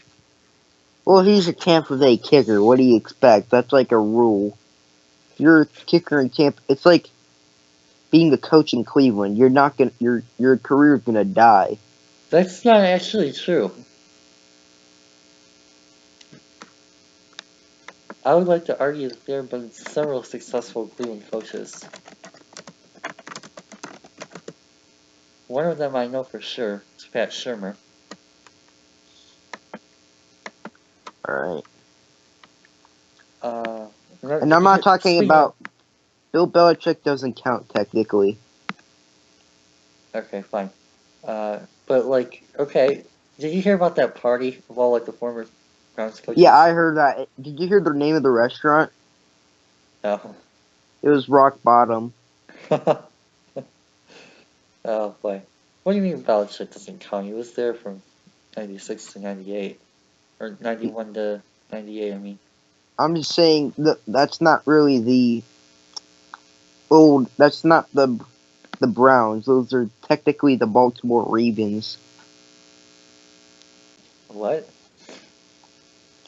I'm saying those were the Browns before that moved to Baltimore. So I'm saying technically, it's not the Browns. It's the Ravens. I don't know. I'm trying to come up with some dumb logic at like 2 o'clock in the morning while I'm tired. So just ignore what I just said. I mean, I would like to argue he was a Browns coach, but speaking Yeah. of Browns coaches, Paul Brown was pretty good for a little while, of course. Schottenheimer was okay. He actually won Coach of the Year at one point. Hey, KC. I think he went to LA, or not LA, San Diego. Wasn't he like the coach of the Chargers for like the longest time? And they I thought it fired was. him. They I fired him thought it after was. he went 13-3. I thought it was Kansas City. Or I thought it was Kansas City. No, he was the coach. He was in Kansas City, but I'm talking about his time with the Chargers. Oh. He went like 13-3 or something, and they fired him. Mood. 14-2. 14-2. That's what it was. Yeah. And they lost to him, the Patriots, in the AFC title game because they kind of had they had a bum Philip Rivers. because Philip Rivers was playing on the torn ACL. Yeah. But yeah, I mean. Wait, how would in divisional game? Okay. Yeah, 12-4, 9-7, 14-2, and they fired him. Apparently, he won the UFL. Yippee.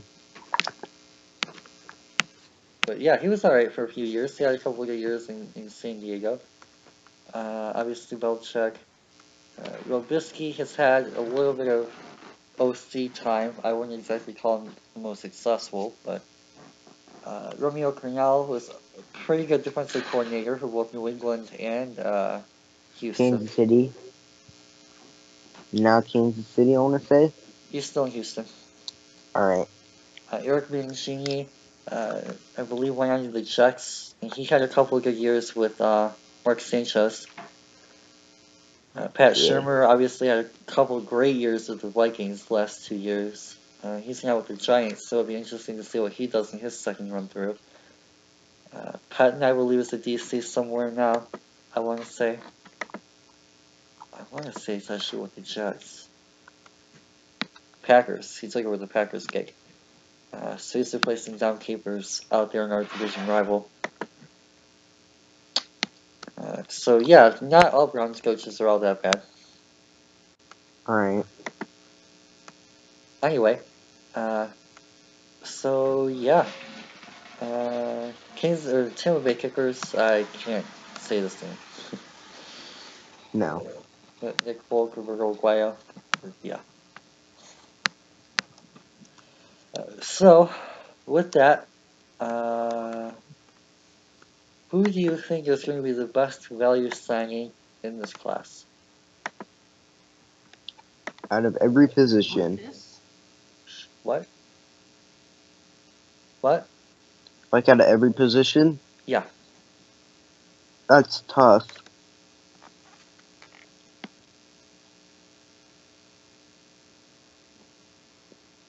I'm gonna say if he can get $6 million if he does get $6 million a year, like his market value, I'm gonna go Nigel Bradham. Nice. Very nice. Who do you think is going to be the most impactful player other than Kirk Cousins or Drew Brees or any other quarterback for their teams next year? Richard Sherman. Okay. You still think he's got left in him? I don't think he's. Two Achilles injuries and. Well, I think he'll be the most impactful because how he does will dictate how they do. Because he'll get a lot of. Most impactful in a positive way for the team. Okay. On the field. Ooh. I'd say Andrew Norwell. Nice. Yeah, I'm with you on that one. Defensive side.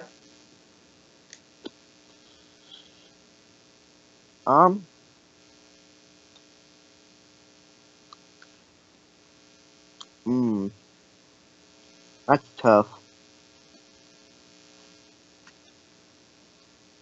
You want to go with Braden again?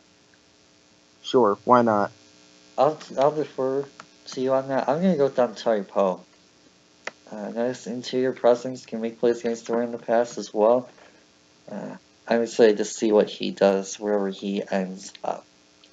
So with that, do you have any final thoughts on this free agency class in general, or anyone that you want the Broncos to sign with, or want the Broncos to sign?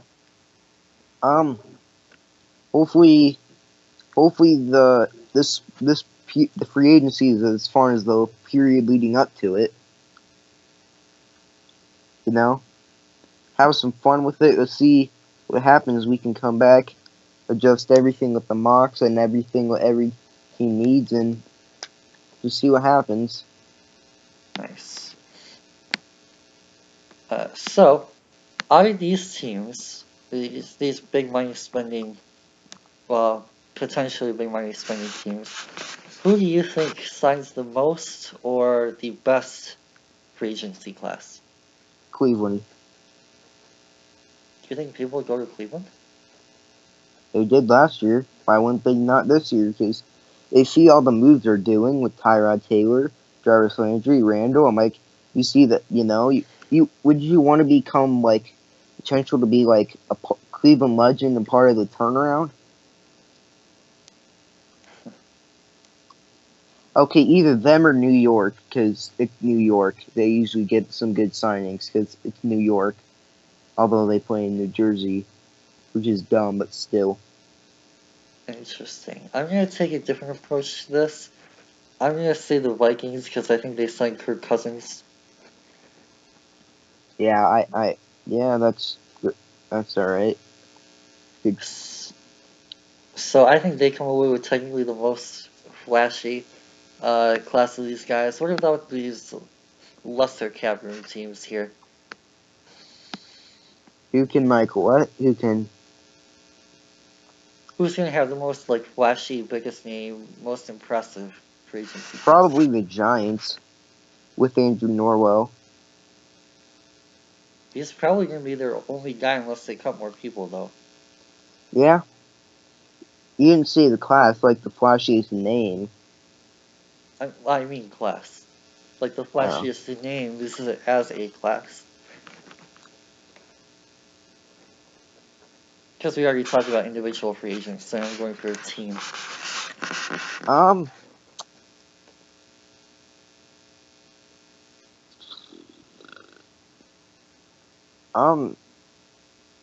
Maybe the Packers. Ooh, okay. Yeah, I'll go. Anyone in particular you see them signing that could?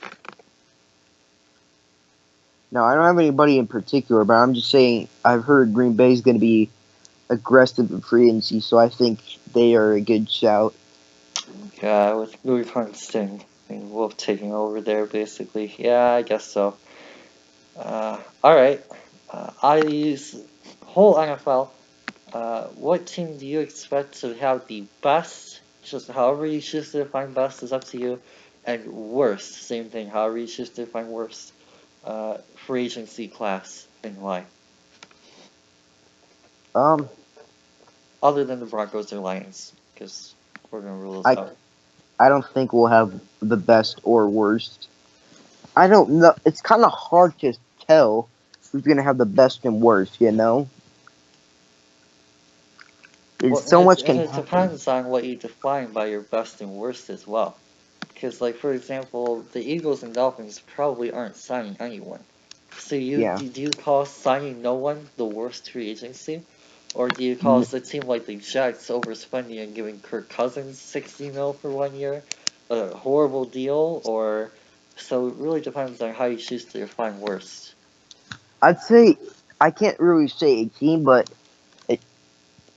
I'd say I prefer a team to use, say, like the Broncos or something. I'm not using the Broncos one. I'm just saying as an example. We don't have the biggest amount of cap space, but I'd like them to use it on, like, spending it on multiple spots. So, like, a nickel corner, a slot receiver, a offensive lineman, a tight end, I think if they can get multiple good quality signings that fit roles instead of that would be a better class than one splash signing, Yep. in my opinion. And worse would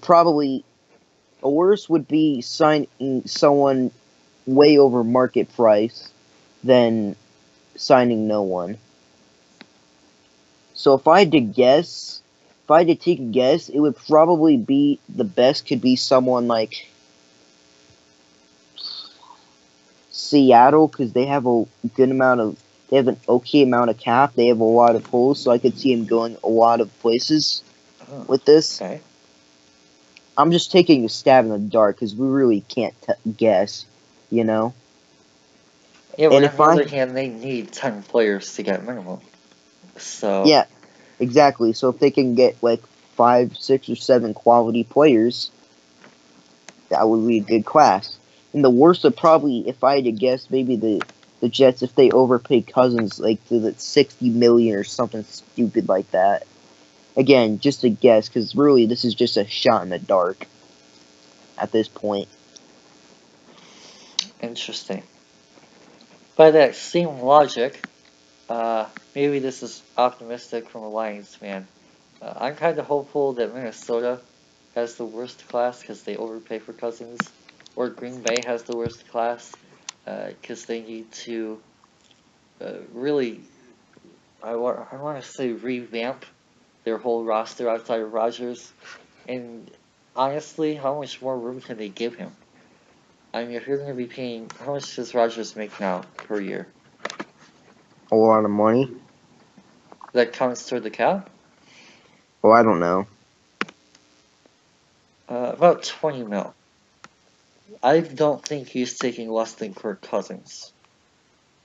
Which is 30 million. At least, yes. So you're talking about 7 mil to work with? Obviously, there's ways to restructure and lower the first year cap hit and things like that. I'm not sure that them going aggressive this year is the way to go. I think that they need to try and temper a little bit, and their big move for the sake of the future needs to be re-signing Rodgers in the offseason. Mm-hmm. So if they go like big and sign like Jimmy Graham or something like that, or some like big name, huge one splash guy signing only have like 5 million cap space. Richard Sherman, for example. Oh, I actually think Richard Sherman would be great there because corner is one of their biggest missing pieces. I'm just saying big amount of money that you wouldn't be able to put to Rodgers. I'm just saying something like that. Well, yeah, for me it would be worth investing in corner. But anyway, yeah, I'm kind of optimistic that they're a little too over aggressive.